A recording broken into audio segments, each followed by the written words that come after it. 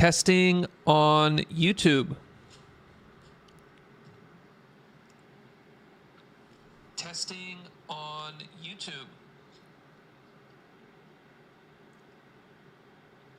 Testing on YouTube. Okay, I think it works on YouTube as well. Testing on YouTube. Okay, I think it works on YouTube as well.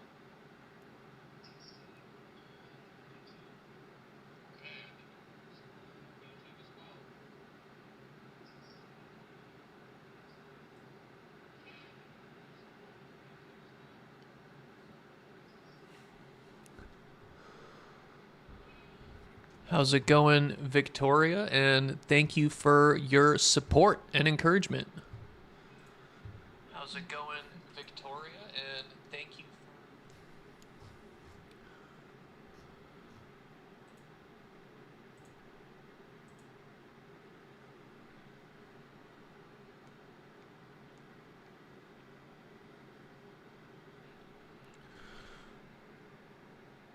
All right.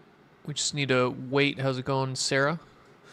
We need to wait until 10 to get live on X. Josh Phillips finally free during a stream. Videsh, how's it going, everybody? This one's going to be pretty cool. So, first coding stream in a while, but I think this one's going to be worth it. Usually the coding streams are just a little bit too dry, you know, and I actually was listening to other more famous code streamers like GeoHots and Primogen, and they kind of stopped doing code streams as well just because they don't perform well. So I'm going to try something a little bit different here. It's a coding stream, but I'm going to be doing kind of some paper reading, and I've prepared some stuff beforehand so that, like, it's going to be a little bit more manicured, where I kind of, you know, the tasks that I'm going to be doing are kind of designed specifically for streaming. So it's not like a real representation of what coding looks like, but hopefully it's a little bit more entertaining for you guys. And I think it should be fun. So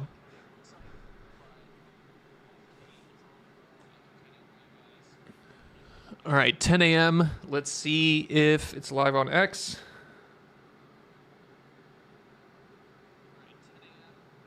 Should be live on X any second here.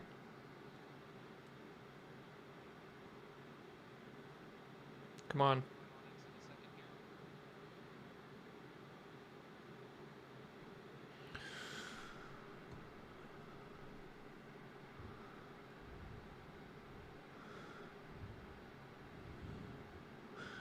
Is this approach similar to automated research agents by Sakana AI? This is a question from Tread. I've heard of Sakana AI, but I don't exactly know what their automated research agents are, so I can't really answer that, unfortunately. Okay, I think we're live on X, so we're going to go ahead and get started. All right.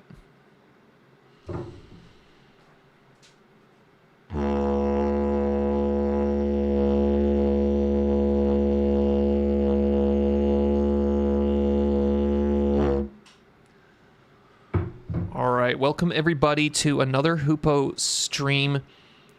This one's called Automated ML Research. Obviously, ML standing for machine learning, which is what we used to call AI before it was AI.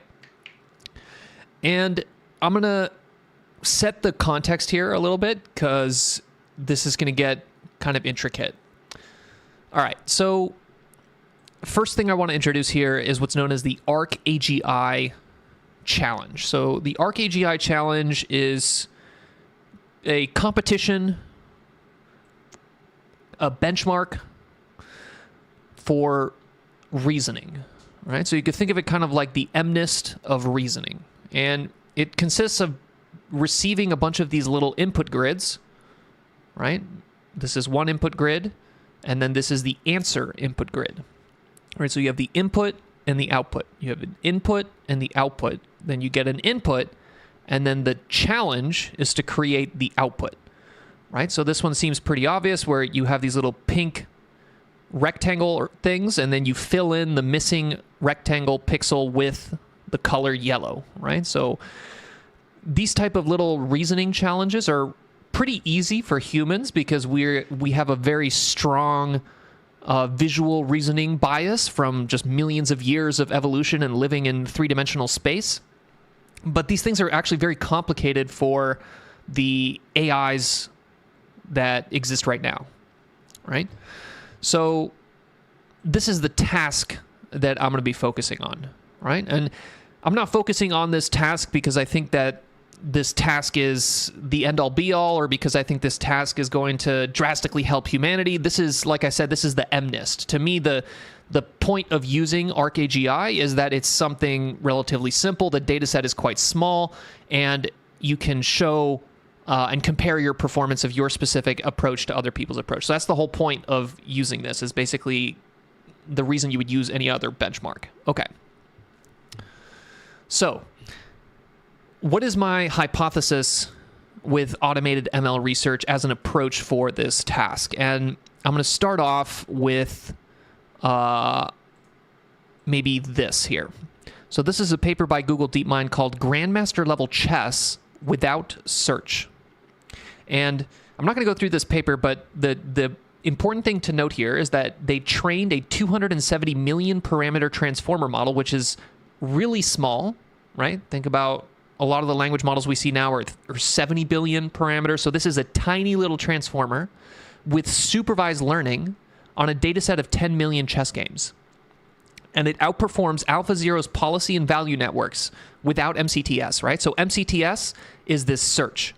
And this is kind of what O1 does, right? OpenAI's O1 model, where it's using reinforcement learning to figure out a kind of reasoning path or a search that allows it to, people call it reason, but ultimately output something better than it would if you just forced it to output instinctively, right? Some people call this system 2 versus system 1. But what this paper is demonstrating is that you can reach grandmaster level chess performance without system 2 thinking. You can do it with just system 1 thinking, of just instinctively outputting just first shot, here you go, here's the next best move, and you can get something extremely strong at a very, very tiny scale, right? So this breaks a lot of people's brains because they don't believe this is even possible, right? A lot of people think that you can't actually perform well in tasks that require reasoning like chess unless you have some kind of search or a huge model that has a bunch of baked in things. So like this is a little bit weird. And then here's another piece of evidence that I'm kind of using to build up to my hypothesis that I'm going to demonstrate to you guys. And this is Andrej Karpathy talking on some podcast where he mentions that distillation is unreasonably effective. Distillation is when you take a larger model, such as a 70B model, and you use it as the teacher for a smaller model. So the small model, in this case 1 billion parameter model, basically just learns to mimic the teacher, and it can get very, very close to the original performance of the teacher, right? So a 1 billion parameter model can, in a way, almost replicate the intelligence of a 70 billion parameter model, right? And that's kind of similar to what you're seeing here, right? Where a 270 million parameter transformer is getting extremely good performance. The next thing I'm going to show here is an older paper called the Lottery Ticket Hypothesis. This is a paper where people were pruning neural networks, and pruning is when you remove some of the neurons in a neural network. So different from distillation, but similar in that you're taking a bigger model, in this case pruning it and getting a smaller model. And the lottery ticket hypothesis is basically saying that within every single neural network, there is a much smaller, 90% smaller neural net that will be able to achieve kind of the same amount of accuracy as the original one, right? So these three pieces of data together, to me, are pointing towards something that is a little bit non-intuitive. And the idea here is that there is some tiny little MLP, right? If you think about just a tiny little multi-layer perceptron that maybe just has 2 layers, right? Or some tiny little convnet, or a little small RNN, right? A tiny little model within the space of all the programs that little model can represent. there is at least one model that is extremely good at that, right? So my hypothesis is that within the space of tiny little deep learning programs, there is programs that can effectively solve the ArcAGI challenge. So that is what I'm going to be doing with this stream. And I created this repo here, Evo Arc. So you can find it here, Hupo Evo Arc. I call it Evolutionary Code Generation for the ArcAGI Kaggle Challenge. Okay, so basically what this process is doing, and here I'm going to Alt-Tab to show you guys my Linux computer. So now this is my Linux computer. It's a really simple repo, right? There's really only one thing here. It's called evolve.py. And then I have what are called morphs. So a morph, you can think of it like one solution to this problem, right? So here's what a morph looks like. A morph is just a single Jupyter notebook with a single cell. And the Jupyter notebook loads up the ArcAGI task, and then it is basically extremely simplified deep learning, supervised learning pipeline, right? So you're basically just, here's a little data loader. It just loads the ArcAGI tasks. It just pads them, creates a simple generator, and here's a simple convnet, which simply just goes through these grids and then just predicts the output grid, right? So it's almost like the stupidest way you could try to solve this. And here you go, just very, very basic JAX training loop here. You have a train step, you have a validation step for a certain amount of epochs. You just kind of keep feeding these examples. You have some minimal augmentation, and then you take the final model, you give it the submission evaluation set, and then you just get it to basically zero shot, or system one, if you want to think of it that way, the answer every time, right? And, you know, to someone like Chalet or Jan LeCun, this sounds like a completely stupid idea, right? You can already hear Jan LeCun, this is not a reasoning, you know, he's already hitting you with that. It sounds very stupid, but part of doing science, right? And I think if you actually scroll down here to some of the approaches that is recommended by Chalet himself, he has this down here as well. He says, don't be afraid to try something new. Since ArcAGI is still a relatively new and unexplored benchmark, there's still lots of low-hanging fruit to be plucked in terms of novel approaches. Don't be afraid to try radically different ideas from what's been attempted before. Okay, so what I'm trying here is basically an approach where I use an evolutionary process to modify very, very simple deep learning, supervised learning programs that create a program, which is a little tiny neural net, that tries to solve the ArcAGI, right? And why is it an evolutionary process? Because I wrap this entire process inside a simple evolutionary loop, right? And the evolutionary algorithm is actually relatively simple. You basically just have two parts. You have what's called the mutation and then selection, right? So you have a pool of candidates, you mutate those candidates, and then you select amongst those the ones that perform the best. In this case, the selection is being done at the level of the performance that they reach, and then you destroy the ones that don't work well, you take the ones that do work well, you mutate them again, and then you run the selection again, right? So you just keep running this alternating mutation, selection, mutation, selection, mutation, selection, and that's what evolution is, right? So how are we doing the mutation? The mutation is being done with an LLM. So in this case, GPT-4o, right? So here's what GPT-4o receives. I'll show you an example of this. Output, maybe with this one, right? So carefully examine the following Kaggle competition submission, tune the hyperparameters of the model, blah, blah, blah, do not alter any things. And then I give it a bunch of other crap too. Right, so some of the other crap that I give it is, for example, random abstracts from archive. So I use the archive API to basically select a random machine learning paper, and then I add that to the prompt. So every single time this little GPT-4o, in this case, is going to receive a existing solution. It's going to get one prompt to rewrite whatever it wants, right, of the solution. And I ask it, I have a couple different mutation prompts. So for example, one of them just says, change the hyperparameters. A different one says, change the model. A different one says, change the training loop, right? And then I have another one that's more open-ended. That's just like, hey, change anything you want from this. Once you change it, then I run the entire thing, right? It's going to output, it's going to get to some accuracy, and that accuracy is going to then be used in the selection to select the ones that work the best. And that is effectively what I'm calling automated machine learning research, or more specifically, I'm calling it evolutionary code generation for Arc AGI. All right. We need someone to do something with the 405B. Yeah, the 405B models are kind of super annoying because they're just too big. You know, like people can't really load them on their local setup. So I feel like 70B is like the perfect magic number, and then really 7B is the better one. All right. So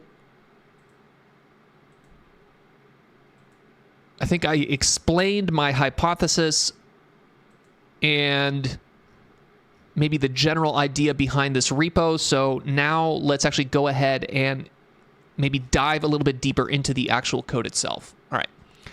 So I'm running this on a couple different systems here. So I'm running it on my computer, my Linux computer that's a Linux PC with NVIDIA 3090. I also am running it on a NVIDIA AGX Orin, which is kind of like an edge robotics computer. And I'm also going to eventually want to run it on the cloud notebooks that Kaggle provides for this solution, which I think have 4 T4 TPUs.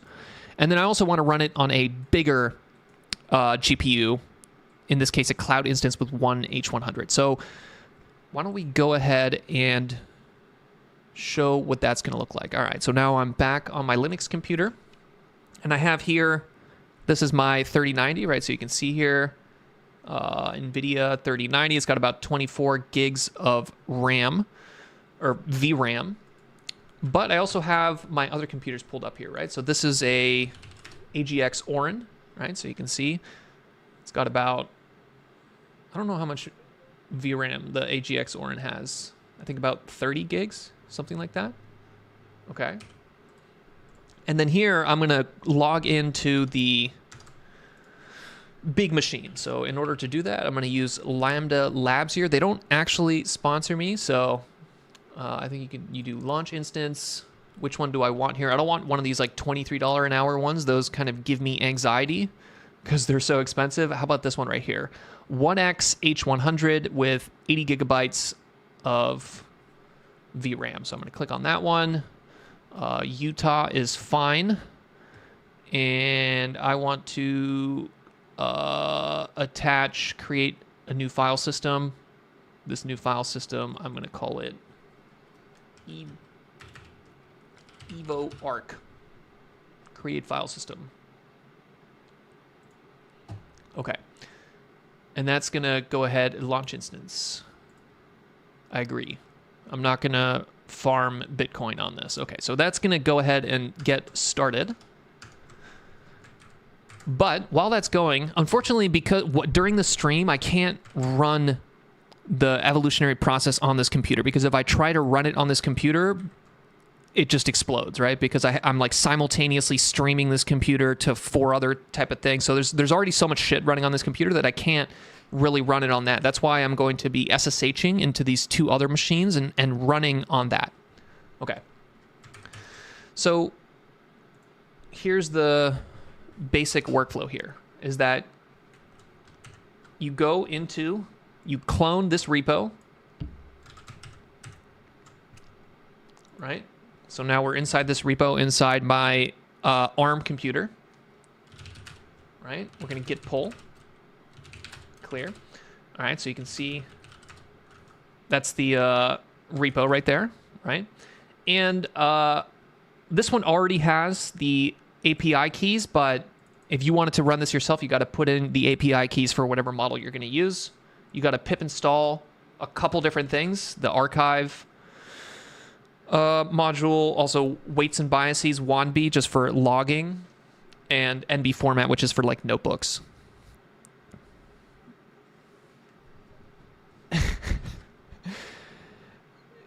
Does having more RAM help, not GPU RAM? Yes, it does. So whenever the basic workflow for, or the way that this training script works, and like I said, this is like the simplest possible deep learning training script written in JAX, right? You could write this in PyTorch. It doesn't really matter, right? But the way that this works is that it loads this data set into the system memory, right? So that's usually called the RAM, right? So your RAM is kind of storing the data set, and then your GPU memory, your VRAM, is going to store the model, and it's also going to store the batches, right? So basically, for example, when you create the actual, right here, when you actually do the batch creation, this data generation function takes the stuff that's being stored inside your system RAM and then turns it into batches of data that are inside your GPU RAM, right? So you're not going to be able to fit your entire data set on the GPU RAM. So what you're doing is you're storing the data set in the system RAM, and then you're loading batches of it into the GPU memory. So if you have a lot of system RAM, then you can store more data in that system RAM. If you have a larger GPU with more VRAM, that means you can, one, make your model bigger, but two, it also means that the batches of data that you put in can also be bigger, right? And that's something that we're going to have to tune, because these different machines, right, have different amounts of RAM and VRAM. All right, so let's see if this machine is ready yet. No, it's still booting. Okay, it takes a little second, right? It's got to find a random H100 pod that no one is using. So we're going to go back into the AGX Orin. And let's run the basic process here. So let's run this evolve process on the AGX Orin, which I call OJO. OJO. I have my own names for my computers, so these probably don't mean anything to you, but right here. Python 3 evolve. Let's do that. Python 3 evolve.py, and we're going to say compute backend OJO. Okay. No module archive. I need to pip install archive. Okay, there we go. Installing archive. Let's run it again. All right. Permission denied. Or let's run the -- scripts. I have a little script that cleans out the directories. It requires. All right, there we go. Permission denied, dude. Okay, let's remove -rf this crap. Or no, I think we need to run it with sudo. Okay, that's probably what's going on here.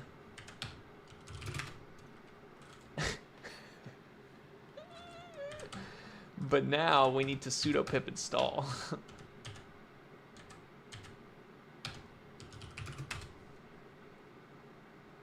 Different pip installs. Oh my god.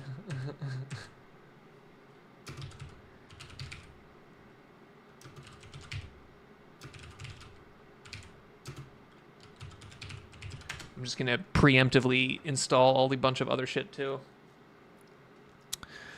What made me choose JAX?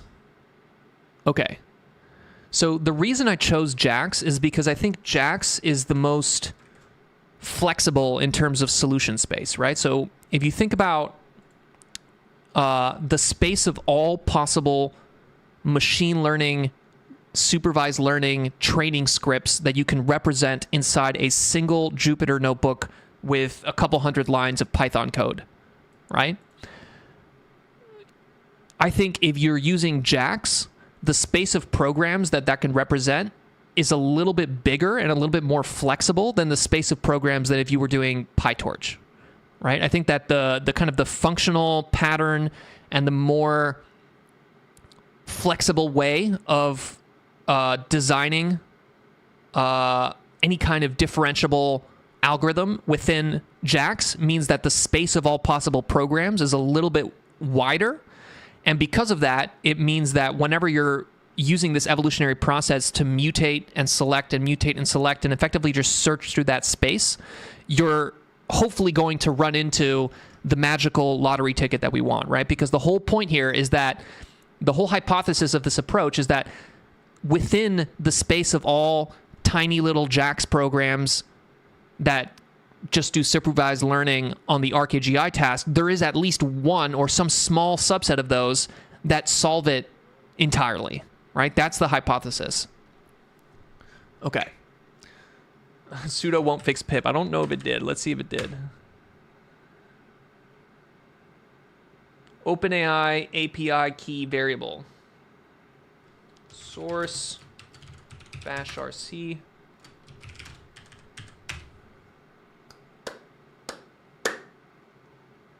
Oh no. All right. I got to set my OpenAI API key. Let me actually go see if this is done yet? How is this not done yet? How is this still booting?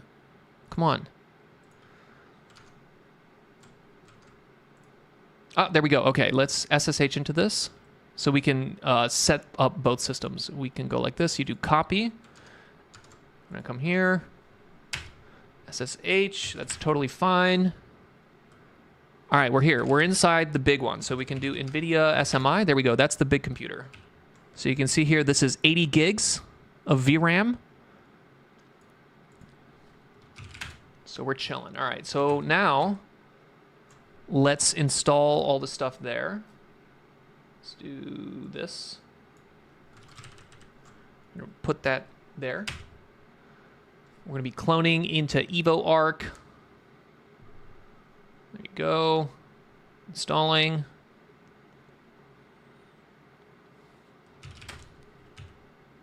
ls pwd. We're inside -home -ubuntu. Now let's go into EvoArc. Okay, so oh, wait up.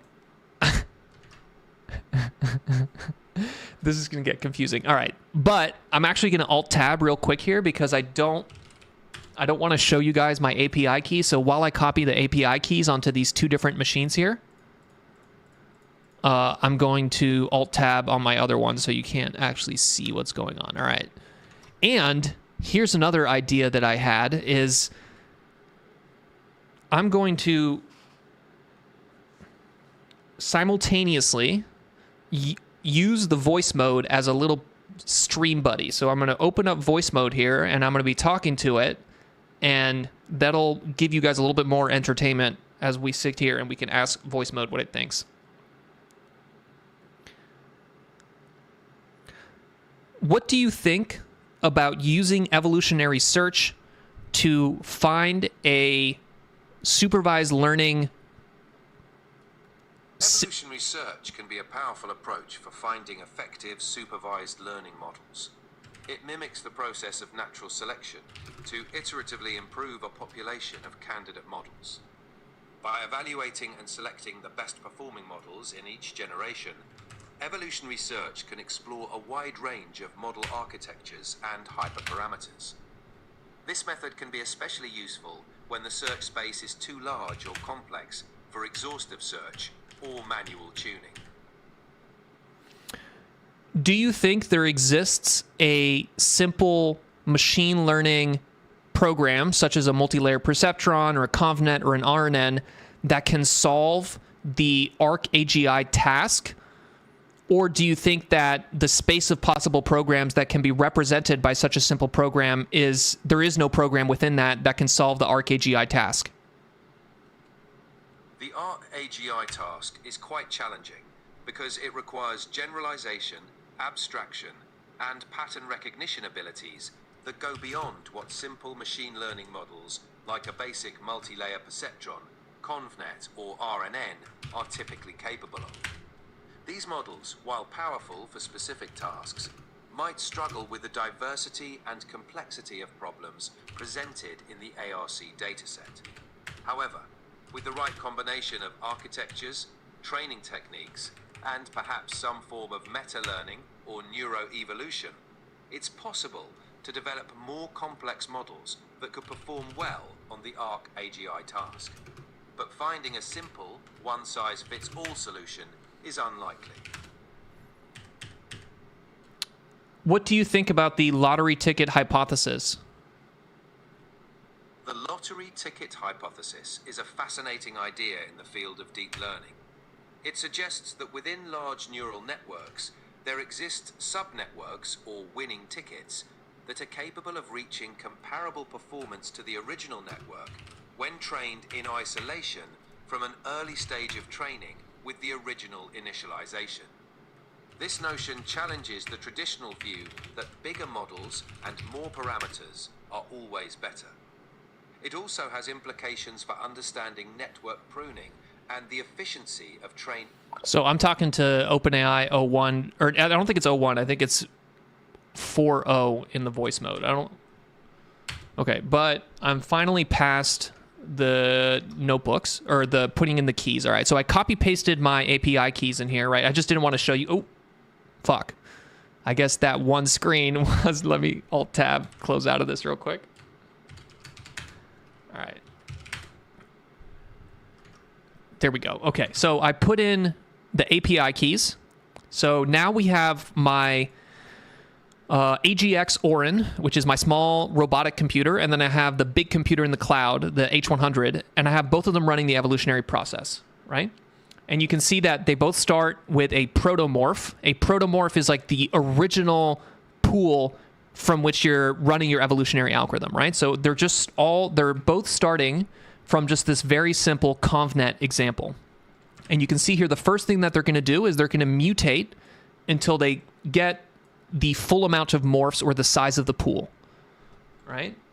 Okay, so let's look at maybe the different prompts that I have, right? So you can see here that the mutation, I'm using a couple different prompts, like what exactly is the prompt, right? And here are the prompts. So here are a bunch of different morphs that I created, right? Different solutions. And for each of these morphs, I can go into the output directory and see the prompt that was used to create it, right? So this first one here, this one's actually wrong. So you can, here, let's go to one that's right. Just start with this one. Okay, here we go. This one is correct. This one probably works. Okay, so 0D1E9. 0D1E9, here is the prompt that was used. Carefully examine the following Kaggle submission. Let's do Alt-Z just so we have no lines. Only modify the code within the config and config tags, right? So in the original, I create these like sections of the code so that I can limit the agent to only edit the parts of that. So sometimes I just want to try different config settings, and sometimes I want it to rewrite specific parts, right? So I have the data pipeline, and I have the model part, and I have the config. So in this case, I only want it to mess with the config. Okay. Then I also have an idea here that you kind of maybe want to glaze the model, right? So this is using some internet terminology here, but with 80% probability or 50% probability, I'm going to add this glazing prompt to the model. And the glazing prompt is a prompt that just basically glazes the model. And this is the glazing prompt. You are a machine learning research expert, a Kaggle grandmaster, a master of JAX, and a PyTorch virtuoso. You think in CUDA kernels and transform tensors with ease. Your large batches optimize GPU performance, and your data loaders utilize CPU parallelism to the fullest. No dimensionality mismatch escapes your sharp eye. You write Python that is minimal, efficient, and enviably clean. You discover elegant solutions for complex challenges, right? So my hypothesis is that, okay, if I add that to the prompt when I'm asking this LLM to mutate it, maybe it'll find something that's a little bit better, right? So that's what this section here is, right? And then I'm also adding a archive abstract to it. So here's a randomly chosen archive abstract. I suppose this one is for generalist lightweight model for various information extraction tasks. And it's just like this random blurb of garbage. But somewhere in that blurb of garbage, there might be a little bit of something that helps the model mutate the original prompt, right? So maybe in this abstract, it says, LLMs are computationally expensive and fail to generate structured output. So maybe because it says the word structured outputs in there, the model will think, oh, maybe something about the structured outputs, and then whenever it's modifying the code, it'll modify it in a slightly different way, right? Because with any kind of evolutionary process, you want the mutation to have some randomness to it, right? If your mutation is not random enough, then the evolutionary process is not going to work, right? You really want to explore the space of all possible Jupyter notebooks or solutions to the ArcAGI. So by adding this glazing, adding the archive prompt, and then with a small probability, I also add the challenge prompt. Here's what the challenge prompt is. So the challenge prompt is basically just copy-pasted blurbs from the Kaggle competition description, right? So the Kaggle competition version of the ArcAGI has a bunch of descriptions of the task. So one of the big problems that I'm running into right now is that a lot of these notebooks, a lot of the mutations actually result in non-functional notebooks, right? So for example, here is, I'm going to try to find an example here that I can show you guys. Simple one, this one. Yeah, here's an example of a mutation that doesn't work. In this one, right, I gave the model a prompt, it produced a mutation, and then I try to save it as a notebook, but you can see that it's like, here's the code with the corrections and improvement made. Because of this single line here, this notebook is not going to work, right? When I try to run this inside a Docker container, and I run all of these inside Docker containers, so once you mutate and create your pool of morphs, then I basically just run it inside a Docker container so that it's entirely contained, right? Containerization makes it very easy to run inside different environments, in this case, different computers, right? So you can actually see the this one here is actually downloading some specific Docker container so that I can run it on the H100.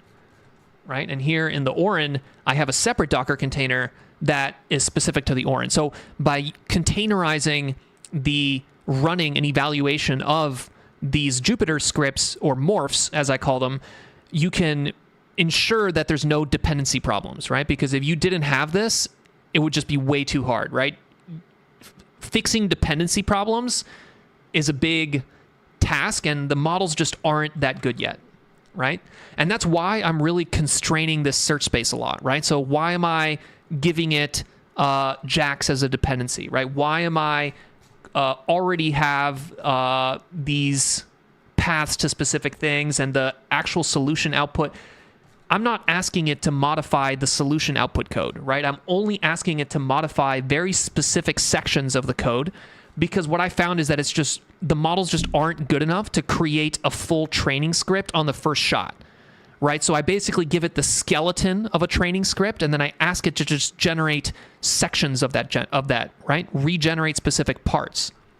And even with that, a lot of them still fail. And that's, it's difficult to have an evolutionary algorithm if like 80% of your mutations result in a invalid organism, right? The organism just kind of basically dies before it's even born. So that's kind of one of the biggest challenges that I'm running into, right? And even something simple like this, like formatting. This FF908A, it's never going to work, right? It just literally fails on the first try. This is another one that fails on the first try here, right? Because this one didn't actually copy over the entire script. It only copied over the section that I told it to edit. Right? So I have specific prompts that try to force it to do that, but it's difficult to get it to do that every time, right? So I say, for example, do not alter essential functions, path setup, or necessary dependencies for the code to work. Remove any leading characters, blah, blah, blah. Respond with fully runnable Python code. I'm like really asking it to just make sure that it's an actual fully functional thing. But even with that, a lot of dimension mismatch errors, right? So even when you're just trying to create like a simple convnet like this, the models have a very hard time getting the dimensions correct. And part of that is also because the task itself is not very great for this, right? So actually the way that this task is formulated, this is called the train pair, and this is called the test pair. So the reason that's problematic is because it's train and test are kind of overloaded terms, right? Train and test in a lot of the JAX examples that GPT-4 and any kind of big pre-trained transformer has been trained on, the test and the train refer to like literally your test and train data sets. But here it's kind of confusing because the training data set has train pairs and test pairs. And the validation data set also has train pairs and test pairs. And the output of this supervised learning task should be a two-dimensional grid, which is kind of unusual. Usually, if you're doing some kind of convnet that is doing classification, which is basically what this is doing, right? It's trying to classify each one of these little pixels into one of 9 different colors. It's unusual to have an output that is a grid. So the weirdness of this task, I think, is contributing to why a lot of times it fails to find a solution, right? A lot of the models that it creates are invalid. They have dimension mismatch errors. And that's why I add that in the glazing prompt as well, right? So here in the glazing prompt, I literally say, no dimensionality mismatch error escapes your sharp eye. But even with that, it's difficult. Okay, glaze those models up. It definitely works. I feel like it does. Okay. So you can see here, my little O1, or my little Orin computer is running those, and I can go here into the Evo Arc workspace, and here's the weights and biases. And here's the thing with weights and biases, guys. It kind of sucks, but it's also the best, right? So weights and biases is kind of like AWS, where everyone who uses AWS will tell you that it's garbage, but everyone still uses AWS. And weights and biases is kind of like that, where in terms of experiment logging, the fact that I can just provide an API key for a H100 in the cloud and put an API key here on my computer, my little Orin computer, and I can put it here on this computer, and the fact that it can just seamlessly handle all of those different computers just dumping into the internet, and I can just open up a web browser anywhere and just see the logs, that is the killer feature, right? Is the fact that it just kind of works, and it kind of works at scale. Right? So like AWS works with one computer, and then if you scale it up to 1,000 computers, it still works as well. Right? So the WANB has that property as well, where you can log on one computer and it works, and you can log on 100 computers and it works. So, all right, let's go back to the workspace here. Right? So you can see here are OHO and Big. So those are the 2 computers that it's running on right now. And you can see kind of the basic stuff here, right? Validation loss, training loss, and validation accuracy. And this looks super high, but we're not actually getting 96% score, because this is what's known as pixel score. So if we actually go here, what this is called is, let me see, there's a specific term for this that they use. Yeah, pixel correctness. The number of pixels that are correctly identified as a percentage of the total. And pixel correctness is going to be a very high number at the just in general, because most of the pixels are background, right? So here, right, this will have a high pixel score even though it's completely wrong, because most of the background is matching. This one is correct, this one is correct, this one is correct, right? So here in my WANB, even though the pixel score is like 96%, that's not actually 96% accurate, right? It just basically means that it's getting most of them correct because it's effectively just mostly background. So don't get confused by that. But another thing we can do on weights and biases here, which is also kind of important, is that we can look at these system charts, right? So we can go here into system, and we can see some important stuff here. For example, process memory, and we can also look at CPU utilization, and I think there's also GPU memory as well. Maybe not on this one. I think the AGX has a little bit of problem because you can't use NVIDIA SMI on a AGX. It's a different command, so I think that's why the system isn't correct on this one. But for example, the H100, here we can actually see the GPU memory. So if we go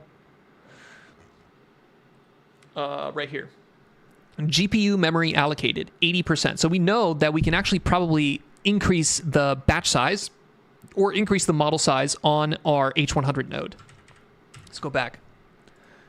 All right, so here is the H100 node. You can see it ran the notebook. So it mutated a bunch of the notebooks, and then it ran one of these notebooks, and it got a score of 96, right? And that score is going to go into a leaderboard, right? Where's the leaderboard? Something like this. Let's do a session that actually has one. None of these have any leaderboards. Okay. But once it puts that into the leaderboard, then you will be able to, and run all the other ones, then you'll be able to do this selection process. And the selection process is quite simple. All I'm basically doing is I'm saying, okay, if you're in the top 2 morphs, you get to survive this round. Everything else gets killed. And then the morphs that survive the round, those are the ones that are used as protomorphs for the mutation process.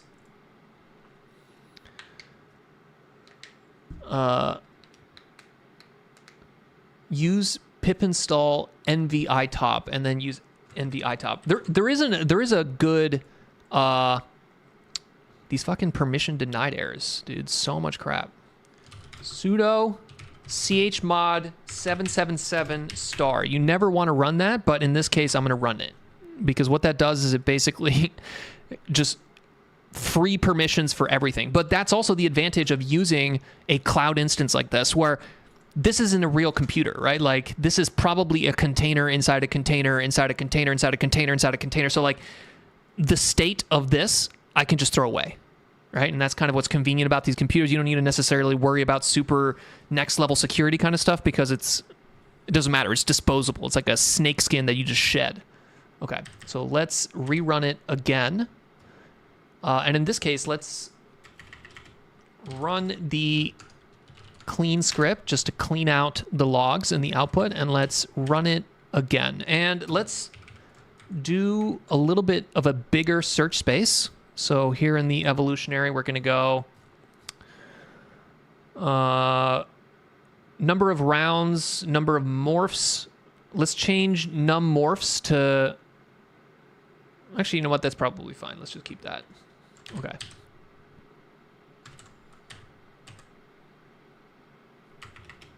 Let's try to run it again.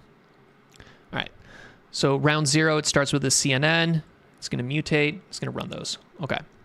So I'm just going to let these 2 go, and then I have a list of possible things that we can do. So let's go back here, back into the docs here, and you can find all of the different links for this inside this docs repo. Most of you probably already know what this is, but here are some ideas that I had. Okay, so run the CNN on Lambda instance. I just did that. Get O1 to create an RNN implementation. Iterate on the mutation prompts. Let's do this one. Okay, so let's go back here. I'm going to pause. I'm going to go into this.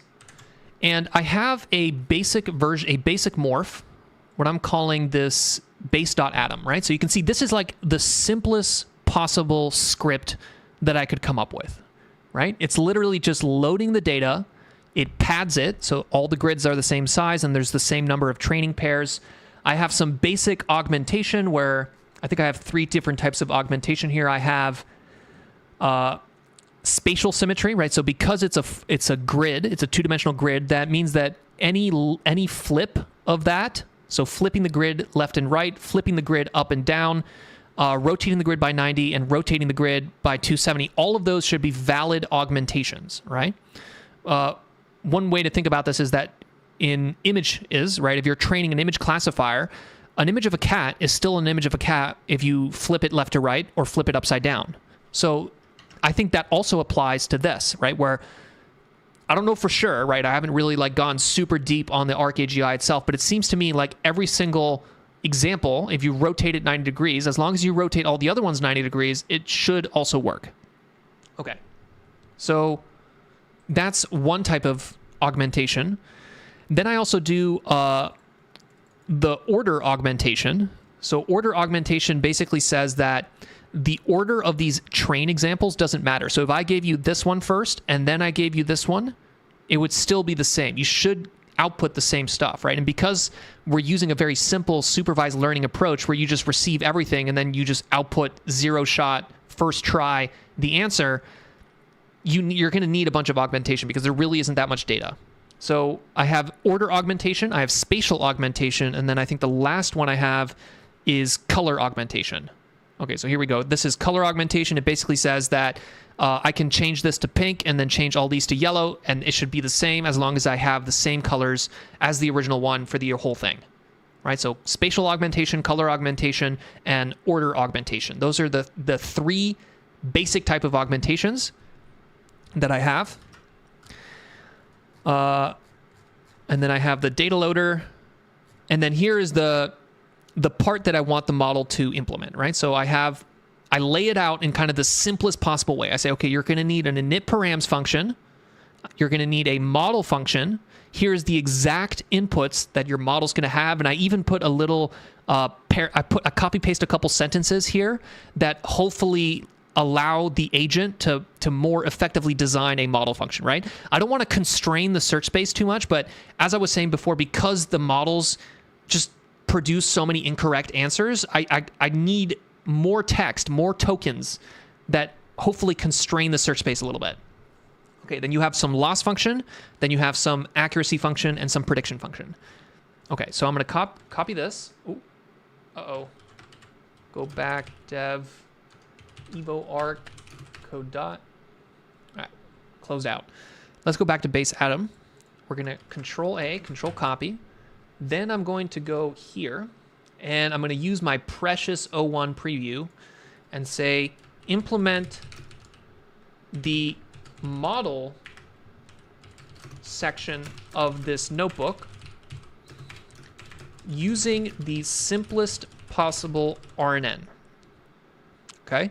Right now, the only solution I have that is being used in the original evolutionary pool of morphs is this convnet, right? But an RNN seems like a better primitive for this. So we're going to try to get O1 to create a simple RNN for us. So we're going to do that, and then boom. And we're going to copy paste this whole thing, and we're also going to add it to Claude. We're going to see how good Claude is at this. So Sonnet 3.5, go ahead and get started, and then we're going to also go to O1 and go ahead and get started. Okay, so that's going to take a second to think, and while that's thinking, let's talk to the voice mode about recurrent neural nets in JAX.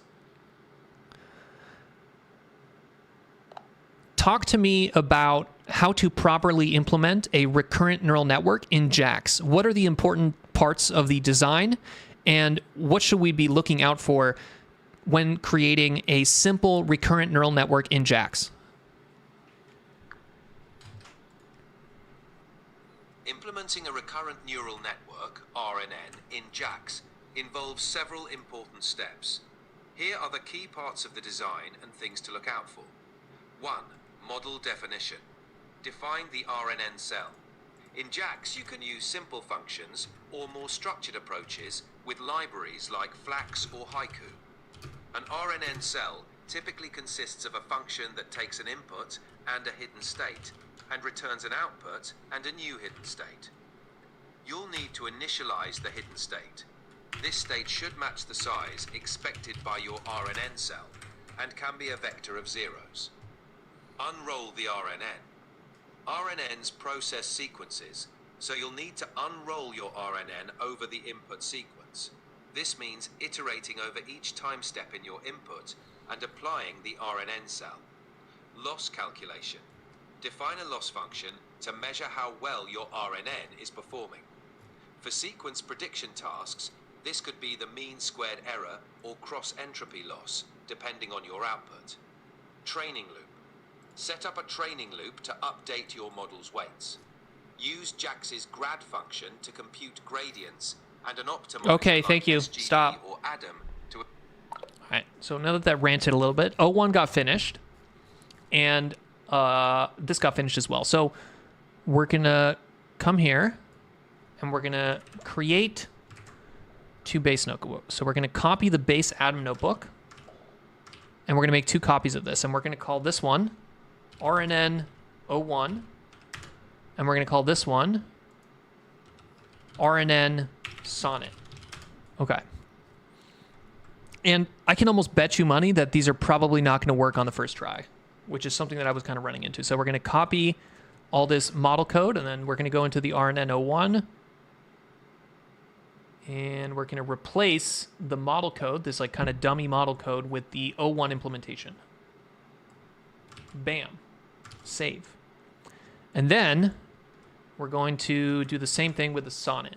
So we're going to come here, we're going to copy this, copy contents, and we're going to, oh, I think we might have flip-flopped and done the wrong one. Let's make sure.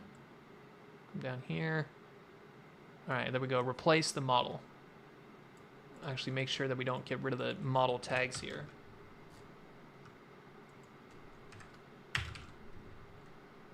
Okay.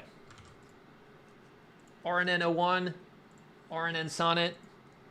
Let's actually go ahead and test these. So in order to test these, we're going to commit them so that we can... Let me actually just delete a bunch of these because I don't really care about half of these. I'm going to delete these here. I don't want any of these. I don't have any loyalty for those ones. Let's also clear out. So let's run our little cleaning script. .-scripts clean.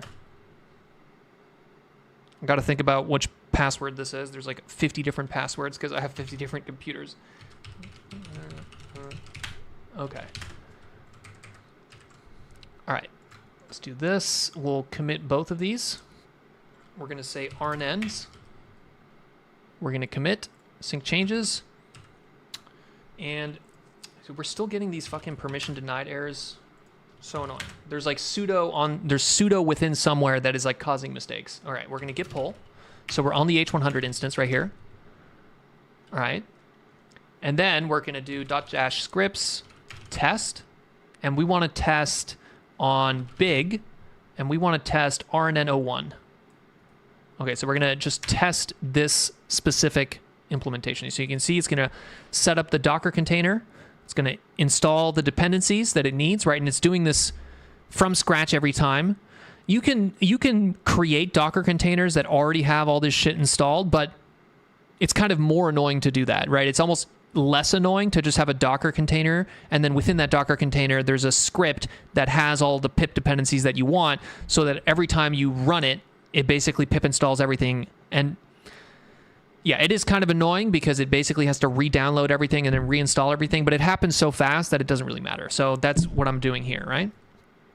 All right, and also one thing that we should probably do here is make it a very small batch size and learning rate. So if we actually go to the O1 implementation, what is the num epochs 8 batch size 2? Let's do num epochs 2 batch size 2, because we don't want it to just sit there and run. Like, the whole point of this is that we want it to basically fail quickly if it's going to fail. So let's go back here and let's do num epochs 2.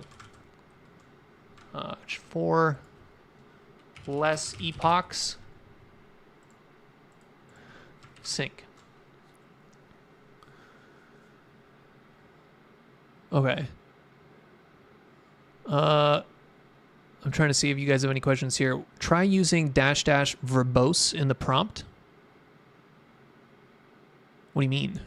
What is that? Ask it about graph of thought reasoning used in conjunction with GFlow nets.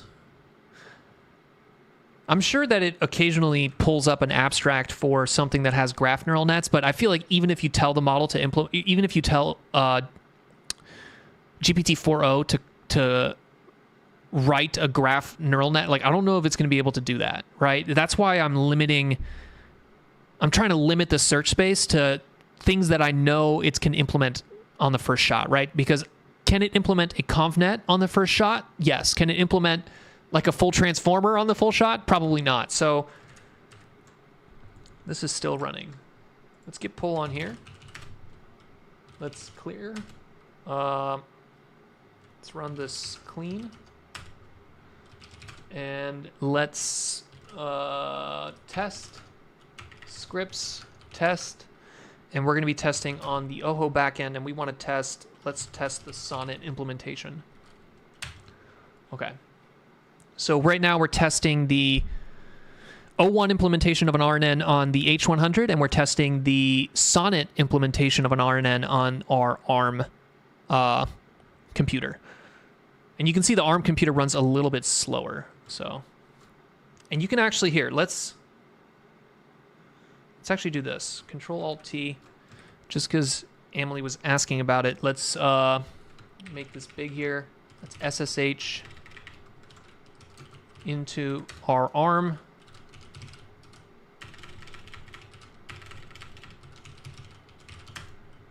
It's not the right password.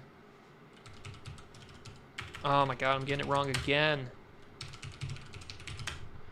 Okay, and now JTOP. This is the fancy. This is the NVIDIA SMI for Orange. So we can see here, you see the memory. So this is the system memory, I think. This is the GPU memory. It's not really thinking very hard. So you can see here really what it's not thinking very hard because it's just waiting to download things.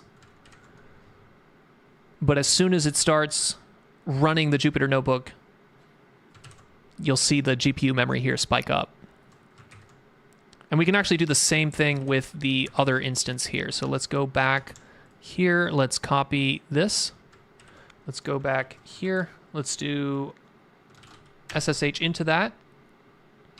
So now we're inside the Lambda H100. Let's make this a little bit bigger so you guys can see. Normally I don't program at this size, but, and let's do watch-n 0.1 NVIDIA SMI. Okay, let's make that a little bit smaller. Okay, so you can see that the H100 is about 60 gigs of memory. I think that's a good utilization amount there. The AGX is still not running. The fact that the H100 RNN is still going means that it's probably actually got it correct, right? So I feel like if it was failing, it would have failed already, right? So I feel like that it probably is a correct implementation. We can actually like take a little look here. So it's using the random keys. Here's the embedding dimension. Okay, embedding matrix. Here's the RNN hidden size, 64, which is probably why it's taking 60 gigs of VRAM. That's a big hidden size for something this size. Okay, there's the parameters. Here's your gated recurrent unit, otherwise known as the GRU cell. Okay, there's your Z, R, and H. So you can see it actually knows how to implement an RNN, right? Like it's seen millions of these, probably not millions, but thousands of examples of RNNs in its training code. So O1 can generate an RNN zero shot if you give it the kind of skeleton of the rest of the code. And we can actually go on WANB here, and we can probably see the run. So if we go to Evo Arc, here's the big RNN 01, and we can actually even go here to logs. Let's make this a little bit bigger so you guys can see. There you go. So it's on epoch 1 of 8. Let's actually kill this because I think this is going to fucking take forever. Let's Control C, clear. Let's git pull. And actually we should see here. So you see how now our GPU VRAM in the H100 is basically nothing because we killed it. It destroys that Docker process and it frees up all the memory that it was taking. And you can actually see, look at this one. You see this one's starting to blast here. This is our little Orin. It's using a lot of system memory right now. So what that means is that it loaded the data set. I bet you if we go here and we look at the Orin run, so if we go to Evo Arc, here it is, OHO. And if we go to logs, so there you go. It loaded up the memory. So it loaded up the data set. So the data set gets loaded into the system memory. Boom, there you go. Okay. So this failed. .general requires contracting dimension. So Sonnet produced an error for us. So we go back to Sonnet and we say, hey, this implementation of an RNN that you gave us failed. Here's the mistake, and go. And just from a kind of a software development workflow, one thing that I've kind of started doing is like, don't spend that much time on the prompts, right? Like, I'll just copy paste random bullshit, right? Just copy paste the error, right? So rather than being like, hey, I have this specific error, here's the error that I found, and then copy pasting, right? That takes some amount of time to write that little prompt. I've almost found that you don't even need to do that. If you just copy paste the error straight into it, it already understands, oh, okay, this is an error. I should probably fix this error. So you can see here, blah, blah, blah. I apologize for the error. We've adjusted the input size. I'm not even going to read this, right? Because it's just a waste of time. I'm literally just going to copy that, come back over here and say, okay, RNN sonnet. I'm going to now replace it with that. So I'm going to go here. And I'm going to replace this code, which I didn't even read. And I'm going to replace it with this other code that I also didn't read. Then I'm going to commit that. And here's another tip. Why even bother writing git commit messages? No human is ever going to read the git commit messages for this repo, so I'll just do that. All right, Control C, git pull, clean the output, and run it. All right, there we go. Now that's running. Let's go back into our big machine here and do git pull. Okay, and let's run the 01 RNN again. Okay. I really enjoyed this stream, Hupo. I appreciate it. I hope it's a little bit more kind of actionable. Obviously, like, the things that I'm doing here are a little bit manicured. You know, it's not like I already pre-prepared all these things, and it's not like, you know, this isn't indicative of like exactly what a SWE workflow looks like, but I don't know, maybe a little bit more entertaining. Okay. We're still just trying to see if this, you can just see how much faster the H100 is, because the H100 machine also has a better CPU, right? Generally, the CPU and the GPU, like, the better the GPU, the better. So you see, look at that, boom, 60 gigs on the VRAM. Versus the Orin is still literally sitting there installing from pip. Okay. Okay, so now we should be able to go back to our Evo Arc. And here we go. Here's the big run. Let's go to logs. Okay, it's on epoch 1 of 2. Loaded the data set. It's running. And let's also do this. So another kind of hack here that I like to do is, in general, like, I'm a little bit OCD and I hate having like 700 different fucking training runs. So like, go here and just delete all these other ones. So delete, yes, delete.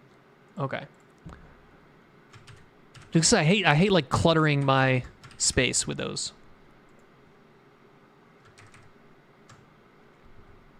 Right. I also don't need this source control here.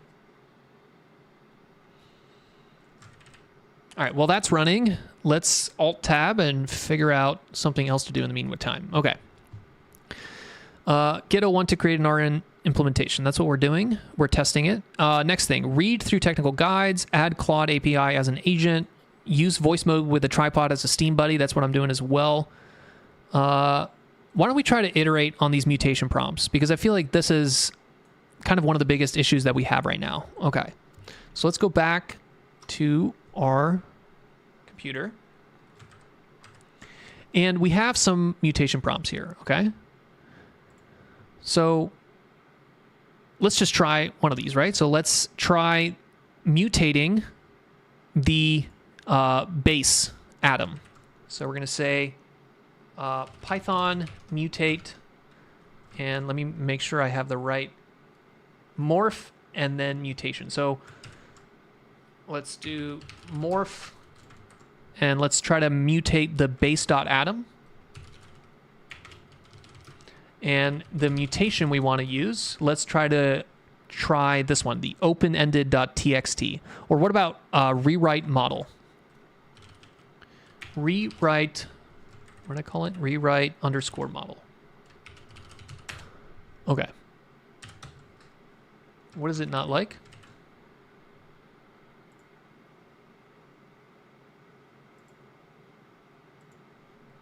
What?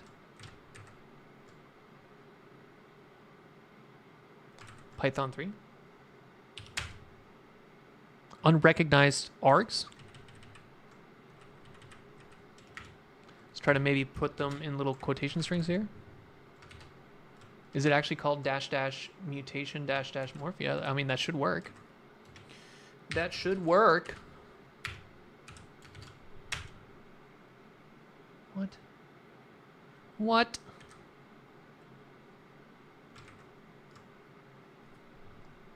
All right, fuck it, we're doing it this way. Base.atom rewrite model. So we're just changing the defaults inside the Python script, and then we're just going to run the Python script without. All right, so it's mutating the base atom morph. It added the archive prompt, and now it's calling GPT-4o. So let's go into our output dir, and here's the morph. So you can see it created this morph here. Let's actually see if it works. So no, you see, that didn't actually work. It returned us only the model part, which is not what we want. We want it to, so this one here, implement improve the code within the model block. Only modify the code within the model and model tags, but return the full notebook. But respond with the full notebook. Maybe if we add that, it'll give us the full thing. Leave all other code the same. Okay, let's rerun this.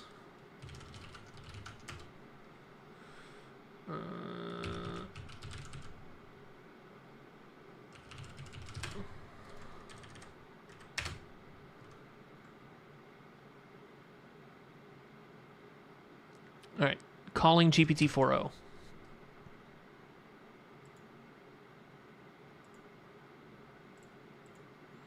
So another one should pop up soon. Here it is. Here's the prompt. Implement and improve, only modify the code within the model. Do not alter essential functions or dependencies. And in this one, it actually added an archive blurb. And then there's the script. Okay. So now let's go see if it actually got it. Calling GPT-4o. We're waiting on GPT-4o to return to us the mutated version of base.atom that has the implementation within the model. Takes a second.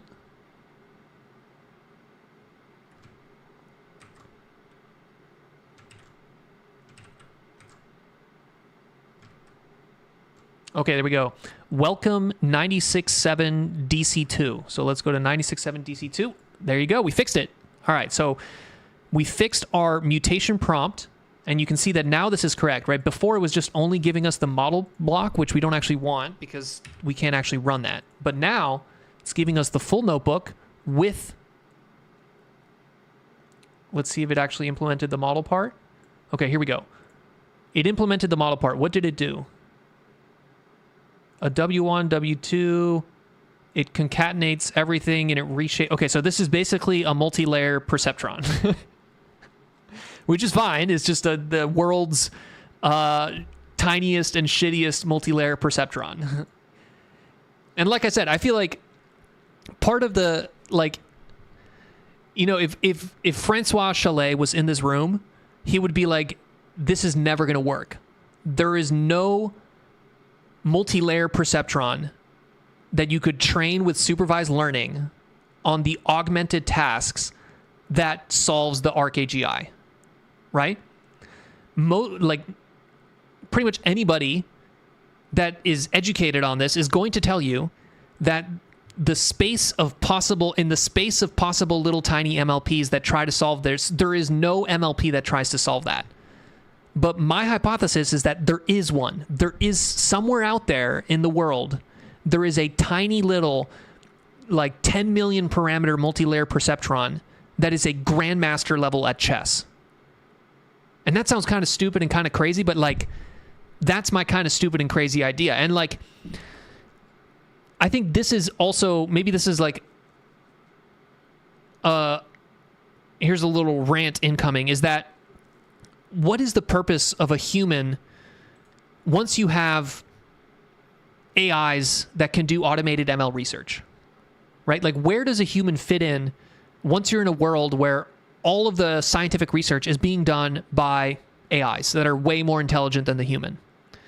I think maybe what the human becomes is kind of like a randomness generator, right? Like, we're a curiosity injector, right? Where if you ask an AGI or a system of AGIs that are super intelligences to try to solve this problem, they're not going to do what I'm doing, because what I'm doing is actually kind of stupid, right? But as the human, I'm putting in that idea. I'm saying, hey, let's try going down this particular path, which on the surface seems kind of like a stupid idea, but maybe there's something there, right? And maybe that's what humans will be used. The purpose of the human in the future of scientific research is to occasionally chime in with a stupid idea, force the AIs to go down that path of that stupid idea, and then maybe down the path of that stupid idea, we will actually find something interesting, right? Because I feel like a lot of the scientific discoveries that have that we've come to as a humanity were, in a way, kind of always stupid ideas to begin with, right? So, like, if in a world of everything that is super intelligent, what is the purpose of a human? The purpose of a human is to occasionally come up with a stupid idea that the AGIs have to try to implement, and then hopefully, by trying to implement the stupid idea of the human, they can stumble upon something that they would have never stumbled upon themselves because they were way too smart to ever try that, right?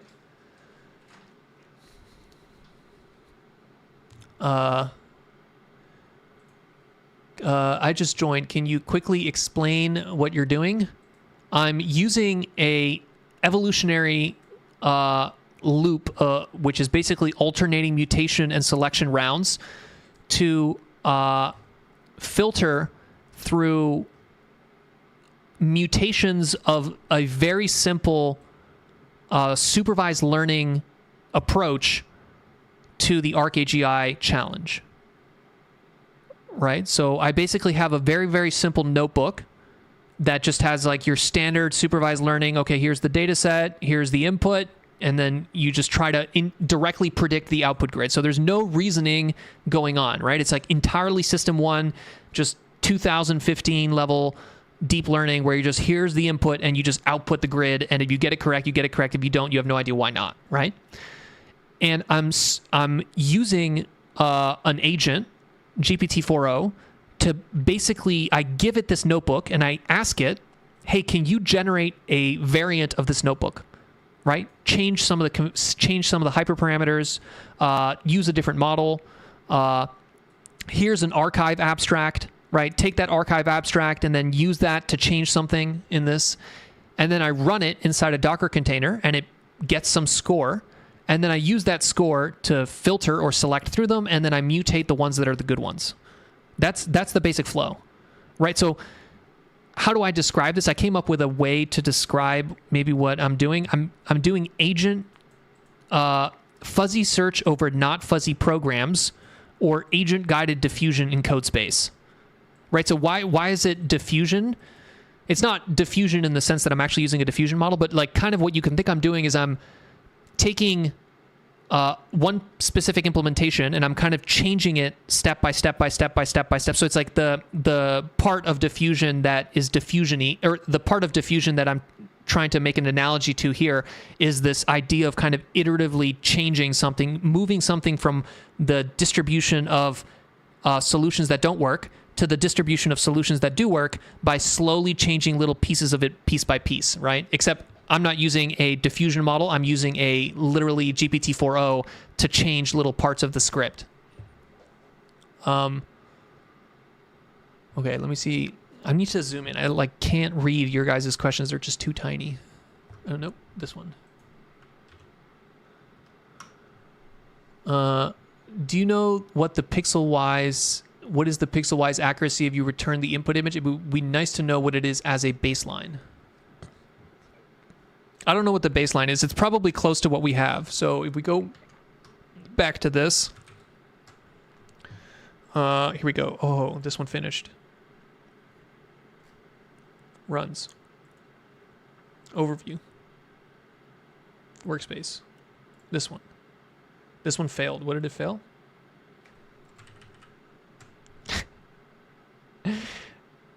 Yeah, this is the biggest problem with this entire approach, is that the majority of the solutions that are generated basically don't work. LLMs have extremely hard time like dealing with these dimension mismatch, right? Which is kind of interesting because this type of right dimension crap, right, where you're like, okay, well, I have a batch of things that have, there's this time dimension of like the examples, and then the actual grids themselves are also two-dimensional, and then not only are they 30 by 30 grids, but the 30 by 30 grids are, each pixel within the grid has basically one of 10 possible values.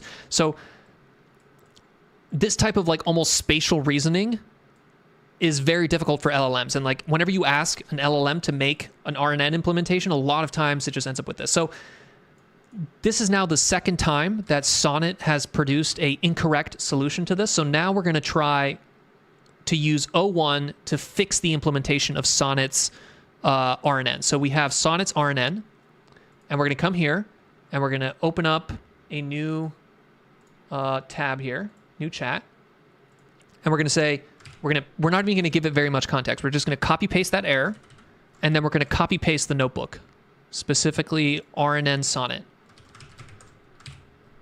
And that's it. I'm not even telling it what to do. I'm just copy pasting an error and then copy pasting the full notebook. And then we're going to see if O1 can solve the dimension mismatch errors that Sonnet created in its solution. And I just love how software engineering is basically becoming like this weird dance where I have like a bunch of different AIs that are just kind of like weirdly solving. I'm not even like reading what it's telling me. I'm just going to sit here and it's like, oh, okay, you want me to fix that? Okay, cool. You return code snippets. Okay, cool. I need to copy this and then copy that. Let me at least make sure. Loss function and accuracy. It wants me to replace those two. So let's go here into the Sonnet, and let's actually call it, now that we've fixed it, RNN Sonnet O1. So it's like a combination of a Sonnet and an O1 solution. And let's fix, what does it want me to? It wants me to get rid of the accuracy function and the loss function. So let's go here. And then let's go here.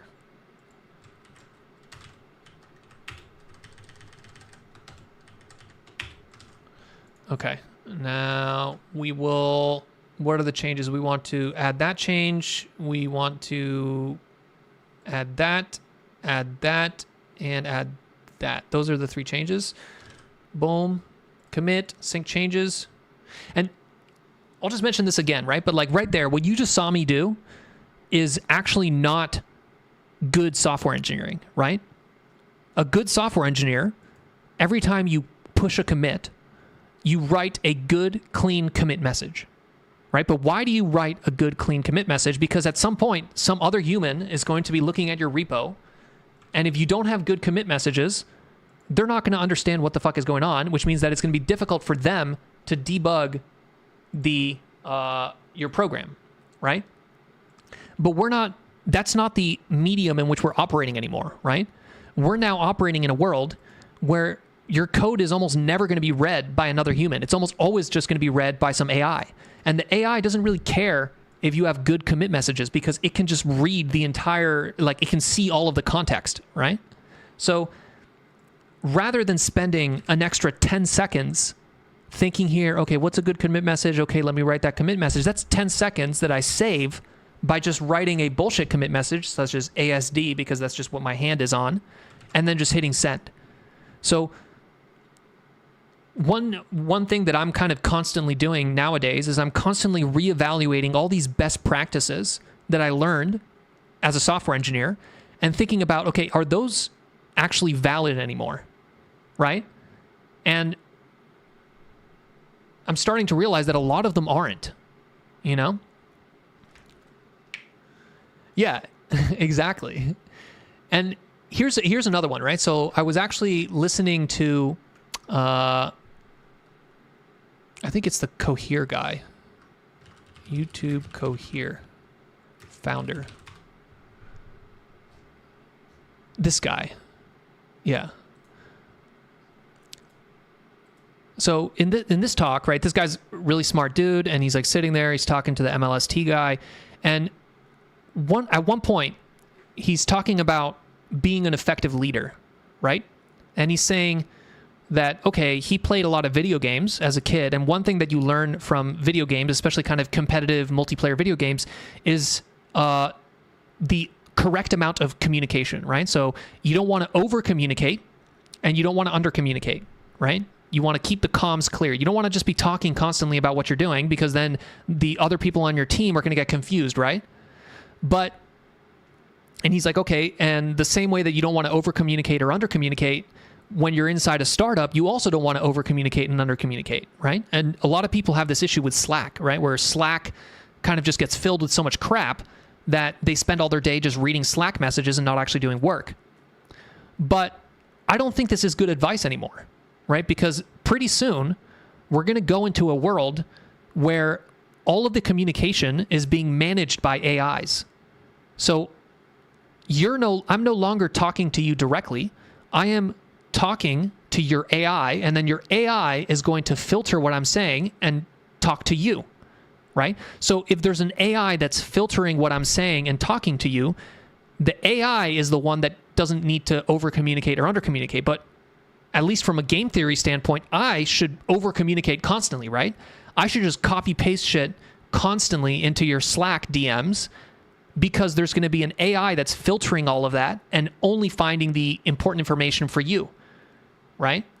So in a world where AIs are doing the messaging back and forth for us, we don't need to be worrying about under-communicating and over-communicating. It's like, you're better off just copy-pasting everything in and then let somebody else's AI filter through that to get only the important stuff. So I don't know. I thought that was just another example of how a lot of the best practices and kind of one weird tip and like how to be a good leader, all of those things start breaking down when you move into a world where like most people have an AI that they're working with, most code is being generated by an AI, organizations are just mostly AI, and there's only kind of just a couple humans within those and so on. Right, exactly. Okay.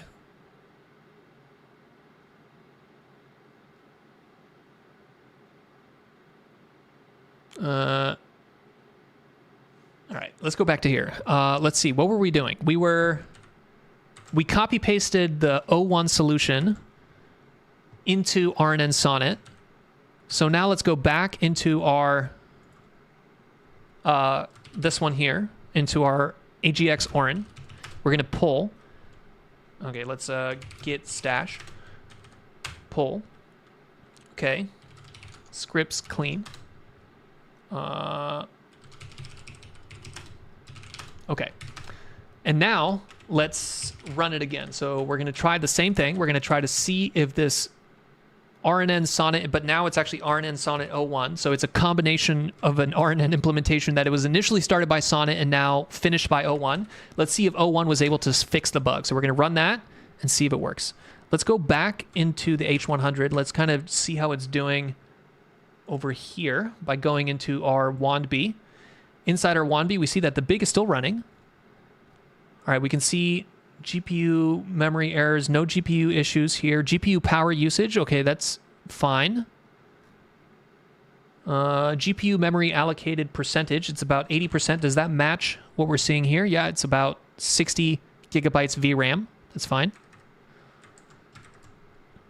But let's look at the logs. It's still stuck on here. So we kind of need a faster print here. So let's go to the RNN01. And there's this variable here, print every. So right now it's set to 1,000. So every 1,000 training steps, it'll print. That's great so that it doesn't pollute this log. But it's kind of hard, it's kind of annoying when we're debugging. When we're debugging, I'd rather have it constantly print so that I can tell where it is, right? Because right now, I don't actually know where it is. It's just kind of sitting there running. I can see the GPU is being used, but it's like, I have no idea what the fuck it's doing. I don't know if it's stuck on something. So let's come here and let's change this RNN01. Let's change the print to every 10 steps. And let's do the same thing with the Sonnet 01 as well.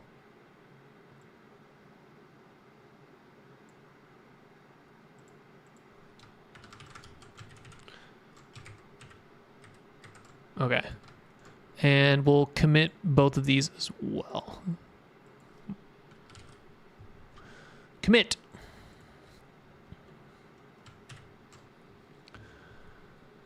How about using LLMs to write better commit messages? I run Automata to read and compare my div. Yeah, I mean that's another answer. As long as it's automated. Basically, what I'm saying is that you just don't want to spend time on it, right? As the cursor guys on Lex said, it's like you don't want to spend your limited amount of human compute like thinking about what the commit message is for this commit that no one's going to fucking read anyways, right? So having an LLM just auto write commit messages for you, it makes a lot of sense. Okay. Let's look at this one. This one, oh, this was the MLP. Let's see if the MLP is actually correct at all. So this is the little MLP that came out of the mutation prompt that we ran. So we can actually go here. You can see 967 DC2, 967 DC2. Here's the prompt. So why did it create a multi-layer perceptron? Let's see if we can try to like psychoanalyze why it created a little tiny MLP. Semantic segmentation.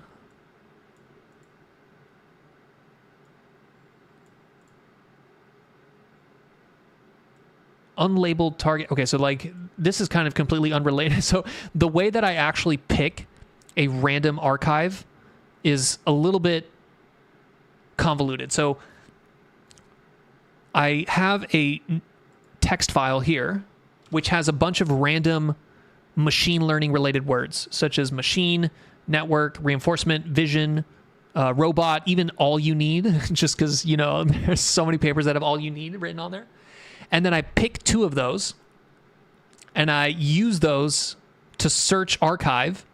And then I basically pick one of those papers randomly and then put the blurb there. So in a way, these words here are the original source of randomness for what gets added to the prompt here, right? Because you want randomness. You want, like I said, in any evolutionary process, your mutation should be, it's all about exploring the space of possible programs. So if you just ask it to like, hey, rewrite the model section, rewrite the model section, rewrite the model section, it's like, it's generally not going to explore very much. So you need to add a little bit of weirdness in there to get it to explore more. And one of the things that actually I thought about doing is this idea of a persona data set. Yeah. This one. Is this what I'm talking about? Persona dataset LLMs. So yeah, this one here. Okay, so people have started creating these data sets with what they call personas, which is basically like, here is a little paragraph that describes a little person, right? So like a moving company driver. So that when you're creating synthetic data or you're trying to do something where you need to do, you're kind of doing some kind of search process, right? And you need to generate a bunch of candidate solutions. You want to generate a bunch of candidate solutions with a lot of variance. So how are you introducing that variance, right? I'm introducing variance by randomly appending a abstract from an archive paper. But a different way to create variance is to basically append one of these little paragraphs that describes a person, right? So this would probably be a good thing to add to my EvoArc project here, right? Imagine every time a mutation happens, I give it the current notebook. So I'm like, here's the current notebook. And you are a bakery owner who like loves the color purple and goes fishing on Sundays. Okay, now write the notebook. And on a surface level, that sounds kind of stupid because you're like, what the hell? Like, how is like telling it that it's a baker going to somehow like produce a better Jack solution to this supervised learning problem? The whole point is that it's going to introduce some randomness, right? So maybe by telling it that it's a baker, when it actually creates this notebook, it'll maybe change, rather than using a 2-layer MLP, it'll use a 12-layer MLP because for some reason bakers are associated with the number 12, right? So it'll decide, okay, I'm going to make a 12-layer multi-layer perceptron because I'm a baker and I make 12-layer multi-layer perceptrons, right? So because of that little persona blurb that I put in there, I've now increase the search space of possible programs that I'm searching through.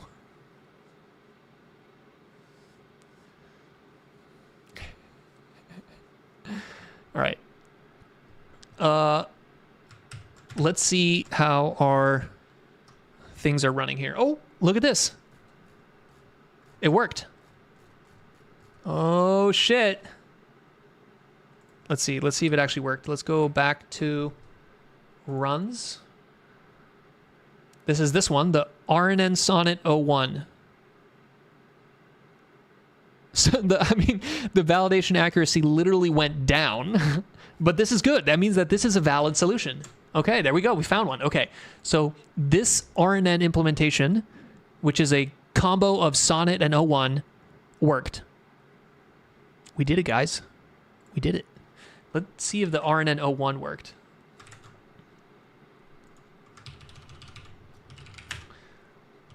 Clear. And actually, while we're at it, let's also test this MLP here. So let's actually rename it. We're going to call this MLP.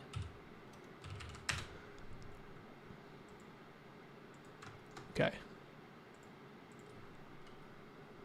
See, I have to catch myself because I'm like, just by habit, I want to write a good commit message.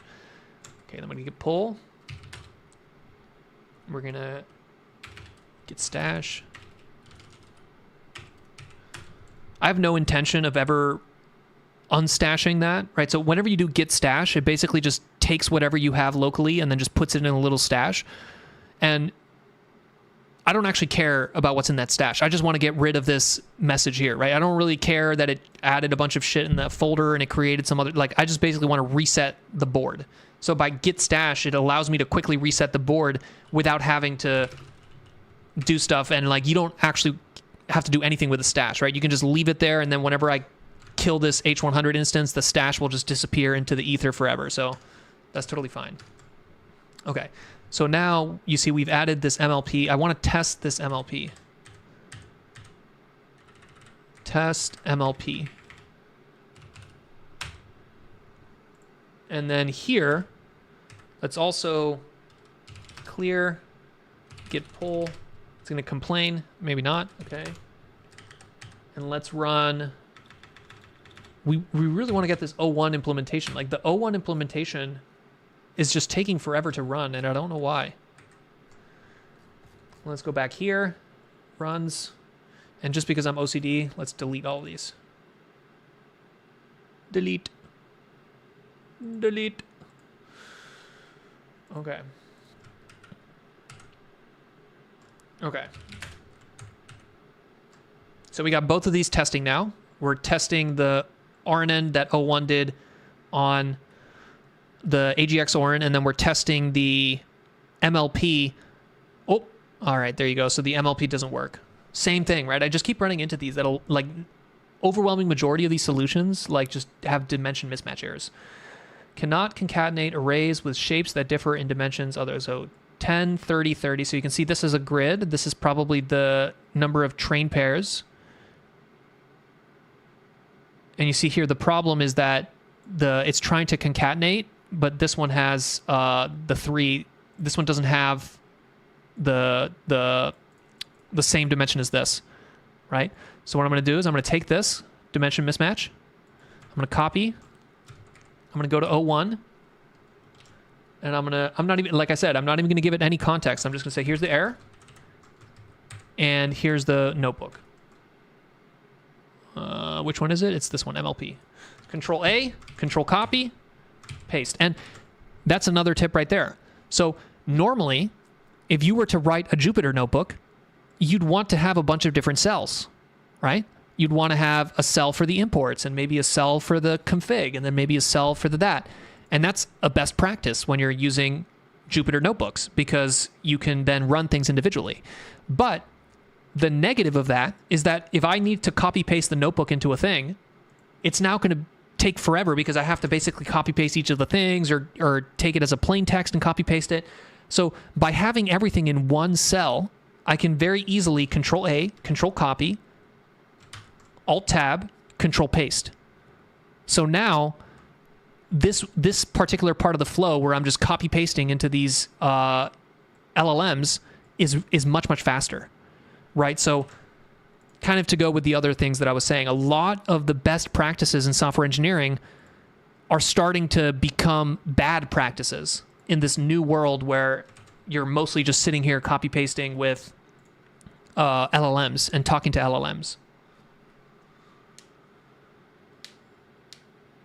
Why RNN and not Mamba? Mamba would definitely perform better, right? So I almost guarantee you that a Mamba would perform better on, even though this is just kind of like a very simple supervised learning version of the ARC challenge task, the Mamba is going to perform better. But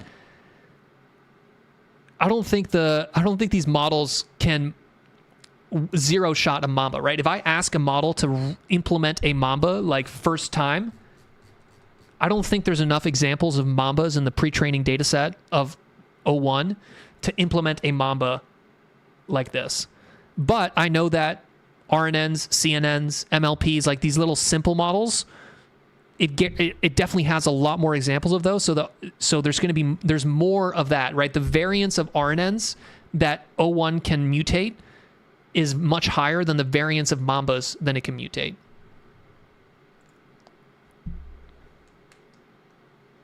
Why are my eyes glitching? Yeah, I use this NVIDIA broadcast thing, which like basically paints fake eyes. So you can see here, if I go like this, you see it's not my real eye. It's painting the eye.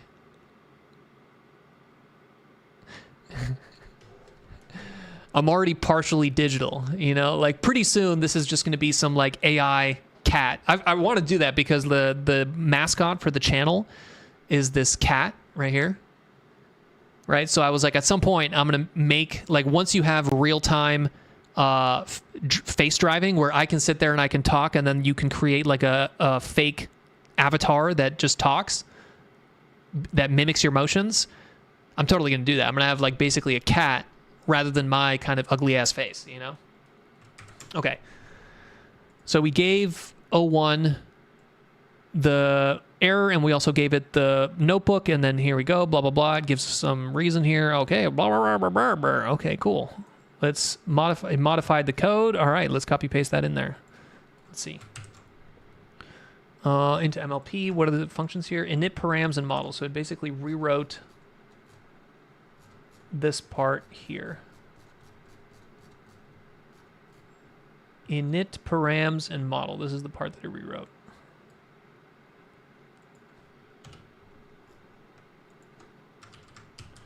Okay, now we will push that. Fixes. Bam, bam, bam. Come back here. Control C. Git pull.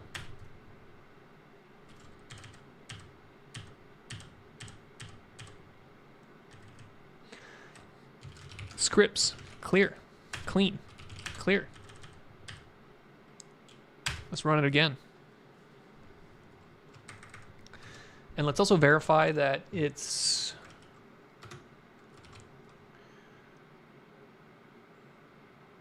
There we go. This one. This is the one that failed. Go to logs. Nah, it just never even got to it.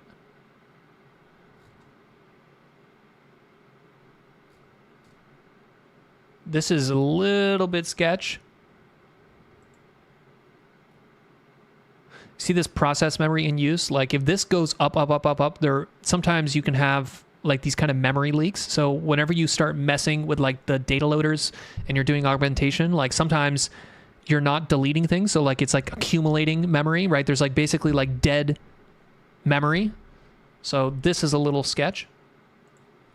But like I said, we don't have to worry about that. It's all inside Docker containers. So if it doesn't work and it dies, it just kills the Docker container and that's it. You know, we don't have to think too much about it. All right, here we go. Big MLP is actually kind of working. What's the 60 gigs? Why is it always 60 gigs, dude? Why? I don't understand. We can see here the Orin is about 26 gigs system memory. It's not using any of the GPU. What? Come on. Why is that not using the GPU? Suspicious. But really what we care about is... Oh, it worked. Let's see. Let's verify it. Runs. Big MLP. This is the one that we want. We don't care about the system. Okay, it didn't work. Oh, no, it did. Epoch 8 out of 8. Validation accuracy 0.5. Okay, so it did work. It ran all the way through. Why does it not have logs?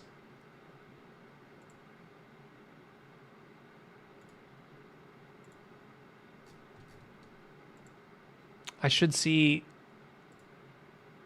visualization for that. Come on, weights and biases. Why? Are you waiting? There it is. Okay, there we go. Okay, so loss goes down. That's good. Validation accuracy goes down. Validation loss goes down. Okay, so this works. There we go. We got another one, guys. So in today's stream, we created RNN Sonnet 01, which works. We created MLP. I think the original implementation was 01, so that's MLP 01. We have our CNN, which I think was also 01. This one I had beforehand. And then this RNN 01 is just, something is weird about it. Something is off. You see, I tried it on the H100 and it just froze. And then I tried it on the AGX Orin and it also froze. So there's something fucking weird about this RNN 01. And here's what we're going to do. We're just going to literally delete it. Fuck that one. Could we spend some time digging into it and figuring out what's going on and being like, hey, is this what's going on here? Maybe it's yes, we could debug that, but are we being efficient with our human time debugging one specific implementation of one specific, no, we're not being efficient. So we're just going to delete it and we're going to forget about it. So now let's say working only. So now I know that all of the ones that are here are working. All right. So now we have CNN 01, MLP 01, and RNN Sonnet 01. And I think that's enough to start an evolutionary search. So let's go ahead and start an evolutionary process on these. Num rounds, num morphs, protomorphs. So we're going to go here, clear, git pull. We're going to clean.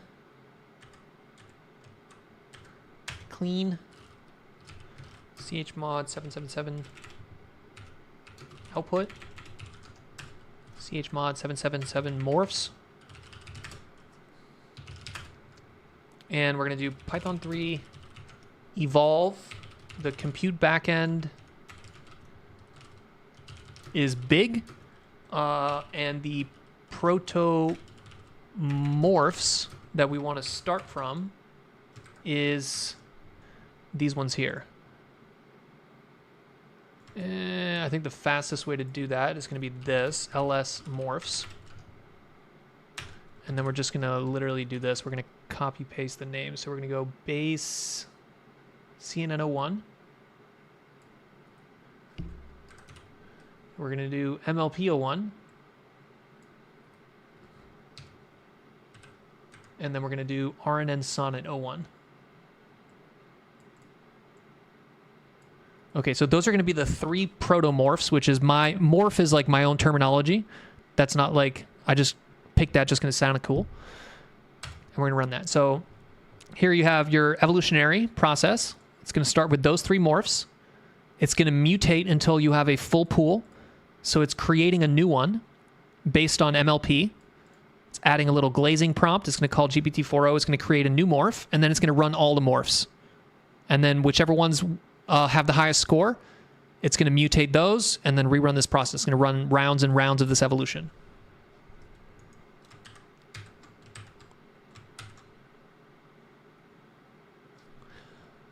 Isn't this part of what Devon AI does, trying to solve and fixing error automatically?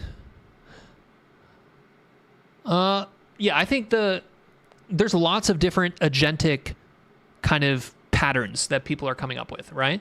So this is not necessarily the best way to do it, right? Like what you're describing is a kind of a workflow where it runs this, and then you could take the output of that and then ask GPT-4o again, hey, can you fix this? And then ask it, and then run it again, see if it works. And then if it does, so like right here in my evolution, right here. So when I run this Docker container, so if I look at the run script, right, like the actual run script is like this, right? So it's actually just running. This one probably is easier to understand right here. So all it does is it just runs this Docker container. It says sudo docker run. Here's all the Jupyter notebook. Run this specific Jupyter notebook. Here's the WANB API key. Here's the specific. That's all it is. So whenever I run a morph, that's what it's doing. All right. So this is what you're doing here, right? It's running this morph, which basically just starts up this Docker container, installs the dependencies, runs that notebook, and then outputs the score, right? Running morph. If that doesn't work, I just say it's got a score of 0, and it's gone. I don't think about it. A better way to do it here would be like to do run a bug fix mutation. Right, so if you run the Docker and it fails on one of those dim mismatch errors, you could say, okay, well, paste that whole thing in there, tell GPT-4o, hey, there's a mistake here, can you fix it? And then replace the missing part of the code. But getting that to work is a little bit more complicated, and my intuition here is that if it's already fucked, bug fixing something that's kind of fucked isn't going to be as good as just generating something from new, right? So it's like I'd rather just like if there is a bug, just delete it and then generate another one, right? So it's kind of almost like the Spartan way of like, you know, like apparently in Spartan society, like if a child was born and had some kind of mutation, they just literally threw it off a cliff and they're like, make another one. That's kind of like the mentality that I'm running here, is that if the Docker container fails for any reason, maybe the data loading is incorrect, maybe there's a CUDA out of memory error, maybe the dimension mismatch doesn't work, maybe there's like some random dependency that it tried to add that it doesn't have. For whatever reason, if it doesn't work, just throw the whole thing away and then just make a new one, run it again.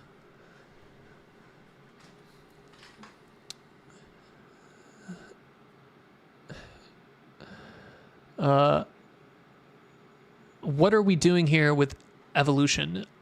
The reason I use the word evolution is because the basic loop here is an alternating mutation selection loop. So it's like the simplest possible evolutionary algorithm, which is you have a pool, you mutate, and then you select, and then you mutate, and then you select, and then you mutate, and then you select. Would be cool to have a context of bugs and solutions so that we know already some solutions and maybe help it in the future. Yeah, there's more to it, right? So another idea that I've had that would be interesting is that the way the mutation works right now is it's like asexual reproduction, right? I basically say, like if we actually look at the outputs, for example, it says, okay, here's the improve the model within this, and then here's the notebook, right? That's asexual reproduction because my mutation is fundamentally coming from one source, right? But you could actually have sexual reproduction, which is actually much more common on Earth here, right? Usually single organisms don't create versions of themselves that are slightly mutated, right? A lot animals can do that. For example, Komodo dragons can have virgin birth, which basically means they're doing asexual reproduction, right? They can create 10 Komodo dragons that are just slightly different versions of themselves, right? But the reason sexual reproduction is much more popular is because you can get a lot more variance, right? So you can say, hey, this script got a high score and this script got a high score. And then I tell GPT-4o, give me a version that's some kind of weird mix of both of these scripts, right?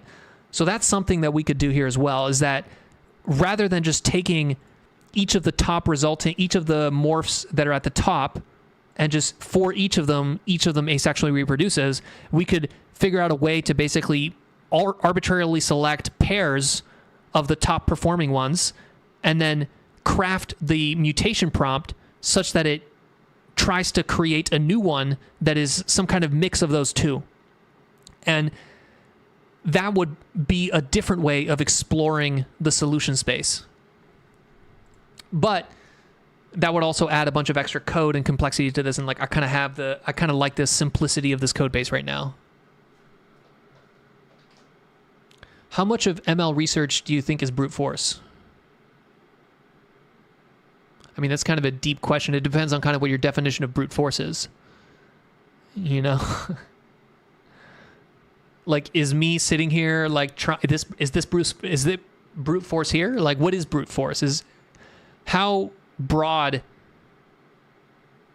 does the variance of your solution attempts need to be before it's brute force, right? If brute force means I'm trying random combinations until it works, is this really random combinations? It's not really random, right? Because it's already pretty constrained, right? Like I'm already giving it a very constrained solution, and then I'm asking it to create something that's just a little bit different. So it's not, you know, I'm exploring the space of all possible solutions, but like it's not like I'm trying every single possible type of, like, it's not like I'm changing individual characters in these things, right? Like if I was taking this script and I was just changing one of the characters at random, I feel like that would be much more brute forcey, but like it's a very constrained search, even though it's pretty broad to begin with.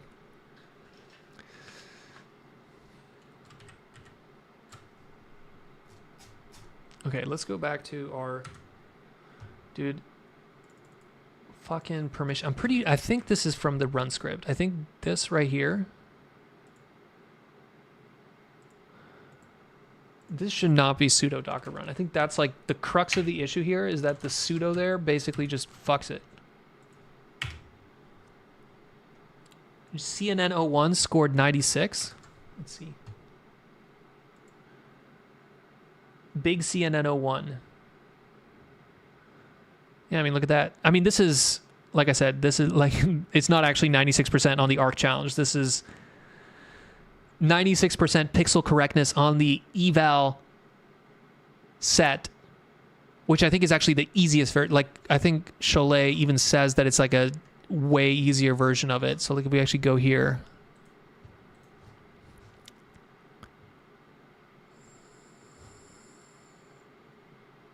The public training set is significantly easier than the others since it contains many curriculum type tasks. So this is not indicative of like actual performance at all.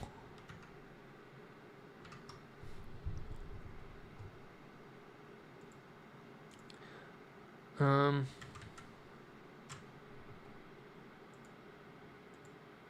don't know. What else can we do here? Let's go back here. What other ideas do I have?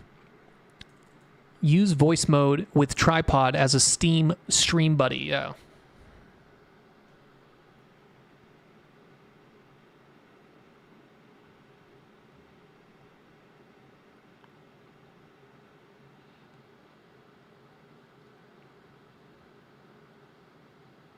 It's loading. It's loading.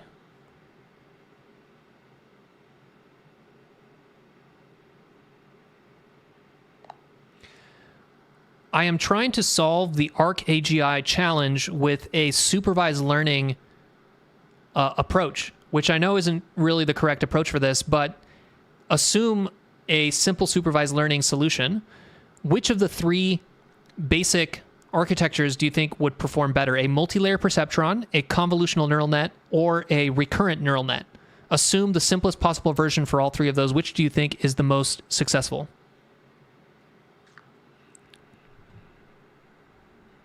Given the nature of the ARC AGI challenge, which requires understanding abstract patterns and transformations in grid-based tasks, a convolutional neural network, ConvNet, might have an edge over the other two. Here's why. Multi-layer perceptron. While MLPs can learn complex functions, they are not inherently designed to capture spatial hierarchies in data, which are crucial. Yeah. I mean, that's a correct intuition there, but I had a couple papers pulled up here. This is one that I thought was super interesting. So this is a paper called SAX, cellular automata accelerated in JAX. And cellular automata, this is like Wolfram, if you guys have ever seen this guy talk. This is like his kind of like pet sphere, I suppose. I don't know how to describe it. So it's like basically a formulation, like,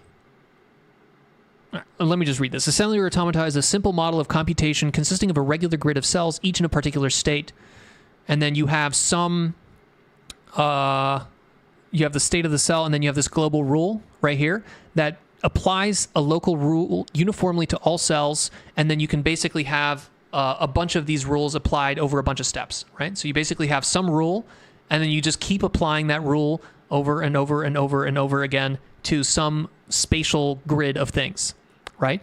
The interesting kind of thing here is that the general neural cellular automata, a neural cellular automata is basically a cellular automata that can be conditioned on things, right?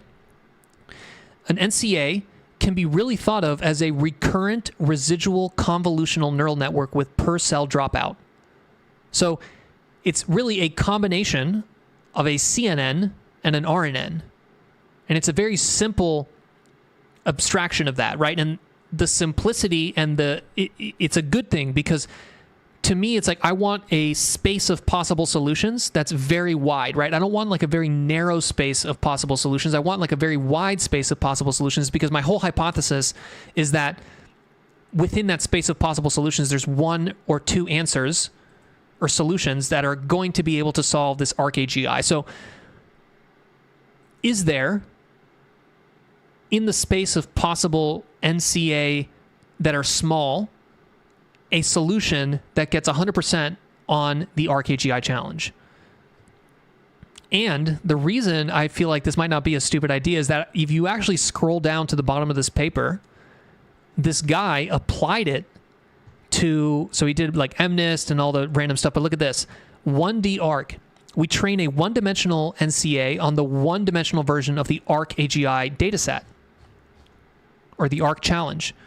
And here's the crazy thing. We compare it to GPT-4, a state-of-the-art language model, and the NCA outperforms GPT-4 on several tasks.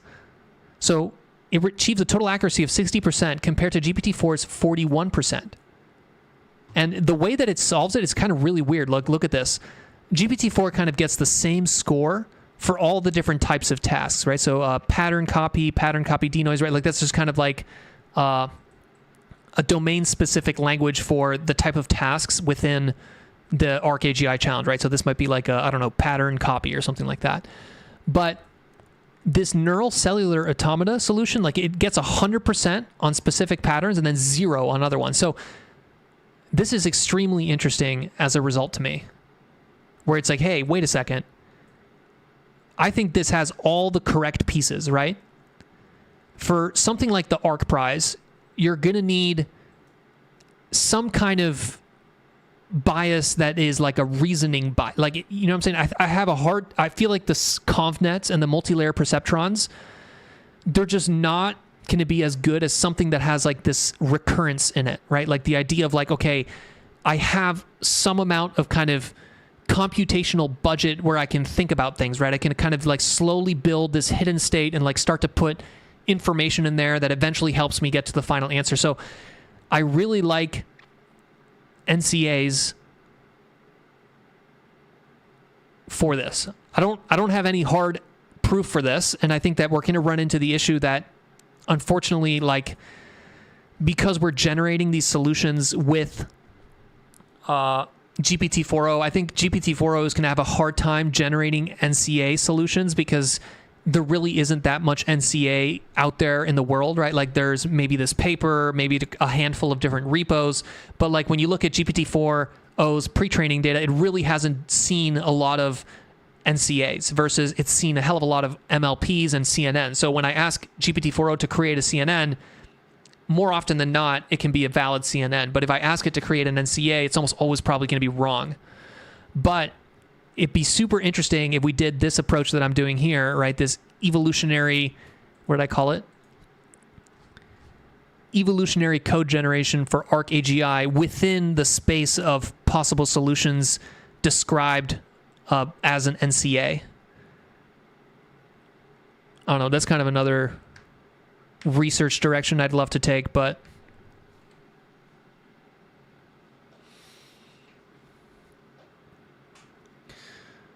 how do you keep it from regressing or repeating patterns from previous failures? Are you messing with the temp and top P along with the glazing to get the new token distribution? No, I'm not really doing any of that. I haven't really run this for a very long time, but I bet you're probably right. I bet you if I ran this for a very long time, it would probably just keep outputting the same convnet every time, right? It just keeps outputting a convnet and then it modifies. It would kind of repeat itself a lot. So you probably, I think that's a good idea of like changing the temperature and the top P so that it is a little bit more varied, right? That's kind of what I'm hoping to do with the archive or the abstracts, right? Like the whole point, the reason I'm adding these abstracts is that I want more randomness, right? I feel like if I don't add more sources of randomness, it's just going to kind of keep recycling the same solutions over and over again. So yeah, there's definitely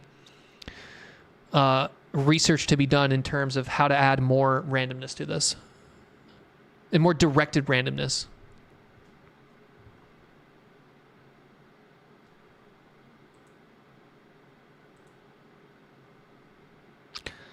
All right. I'm kind of tired, guys. We're over 2 hours. I feel like I ran out of all the material I wanted to show, but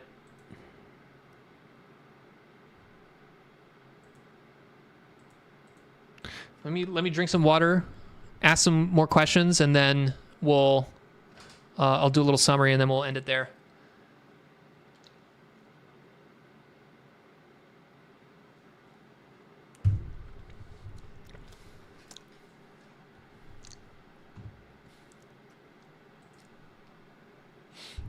All right. Here's the summary, guys. So today was a stream called Automated Machine Learning Research. And in this stream, I showed a little project that I've been working on called EvoArc, which is evolutionary code generation for the ArcAGI Kaggle Challenge. The ArcAGI Kaggle Challenge is basically a benchmark or an MNIST for reasoning, specifically kind of spatial visual reasoning. And it's holding up because even with very powerful pre-trained language models, they still don't quite solve this, right? So it's not a dead benchmark. It's a live benchmark in that we still haven't really solved it, so it's still an outstanding problem. My hypothesis, and it's not a super smart idea. Like I said, in a lot of ways, it's a dumb idea. But my hypothesis is that maybe within the space of small, deep learning based solutions that are trained with just simple supervised learning, there exists a solution to the ArcAGI challenge, right? And I have some cursory evidence to kind of demonstrate that, right? So I have this paper here where they trained a tiny 270 million parameter transformer that through supervised learning only, right? So it's not doing any reinforcement learning. It's not doing any kind of fancy search, MCTS, like none of that. It's literally just, here's the board, what's the move? And this tiny transformer is able to achieve very strong performance. So if you combine this with the idea of the lottery ticket hypothesis, maybe there's a little 2-layer, multi-layer perceptron that solves the ArcAGI. Maybe there's a convnet with 10 million parameters that can solve this. So if that is possible, then what we need to do is find that solution, right? And what EvoArc, or this project is it's basically trying to find that solution in code space, right? So it's basically saying, hey, in hindsight, when we're looking back at the ArcAGI challenge in the year 2100, we're going to say, hey, look at this. Here's 100 lines of Python that could have solved it. It's just they never figured out those 100 lines of Python. So what I'm doing here is I'm literally I wrote a very simple supervised learning training script that just basically loads the ArcAGI. It does some simple spatial shuffling, color shuffling kind of augmentations, and then it just trains a little convnet, and then that's it, and it evaluates it. And I put that on top, I wrap that with an evolutionary loop where I ask an agent, such as GPT-4o, to just mutate that code a little bit. And then here's an abstract paper, an abstract for a random archive paper, mutate it. Here's a glazing prompt, which is just basically telling you that you're very good at jacks, mutate it. And then I take all those mutations and I run them, and then the ones that have the high score, I mutate those again. And then I keep doing rounds and rounds and rounds and rounds of evolution. And the hypothesis is that eventually we're going to stumble accidentally into the lottery ticket. We're going to randomly run into, or not randomly, but through search and kind of random generation, we're going to effectively run into 100 lines of Python that solve the ArcAGI with like a little convnet. And like I said, there's a lot of people that might tell you this is literally impossible, right? If I presented this to Jan LeCun, he would tell me there is no 2-layer MLP that can solve this, right? But I have a sneaking suspicion that maybe there is. Maybe there is one. There's like a little tiny part of that search space where it is there. And that's basically it. I don't know what else to say, guys. I'll run these.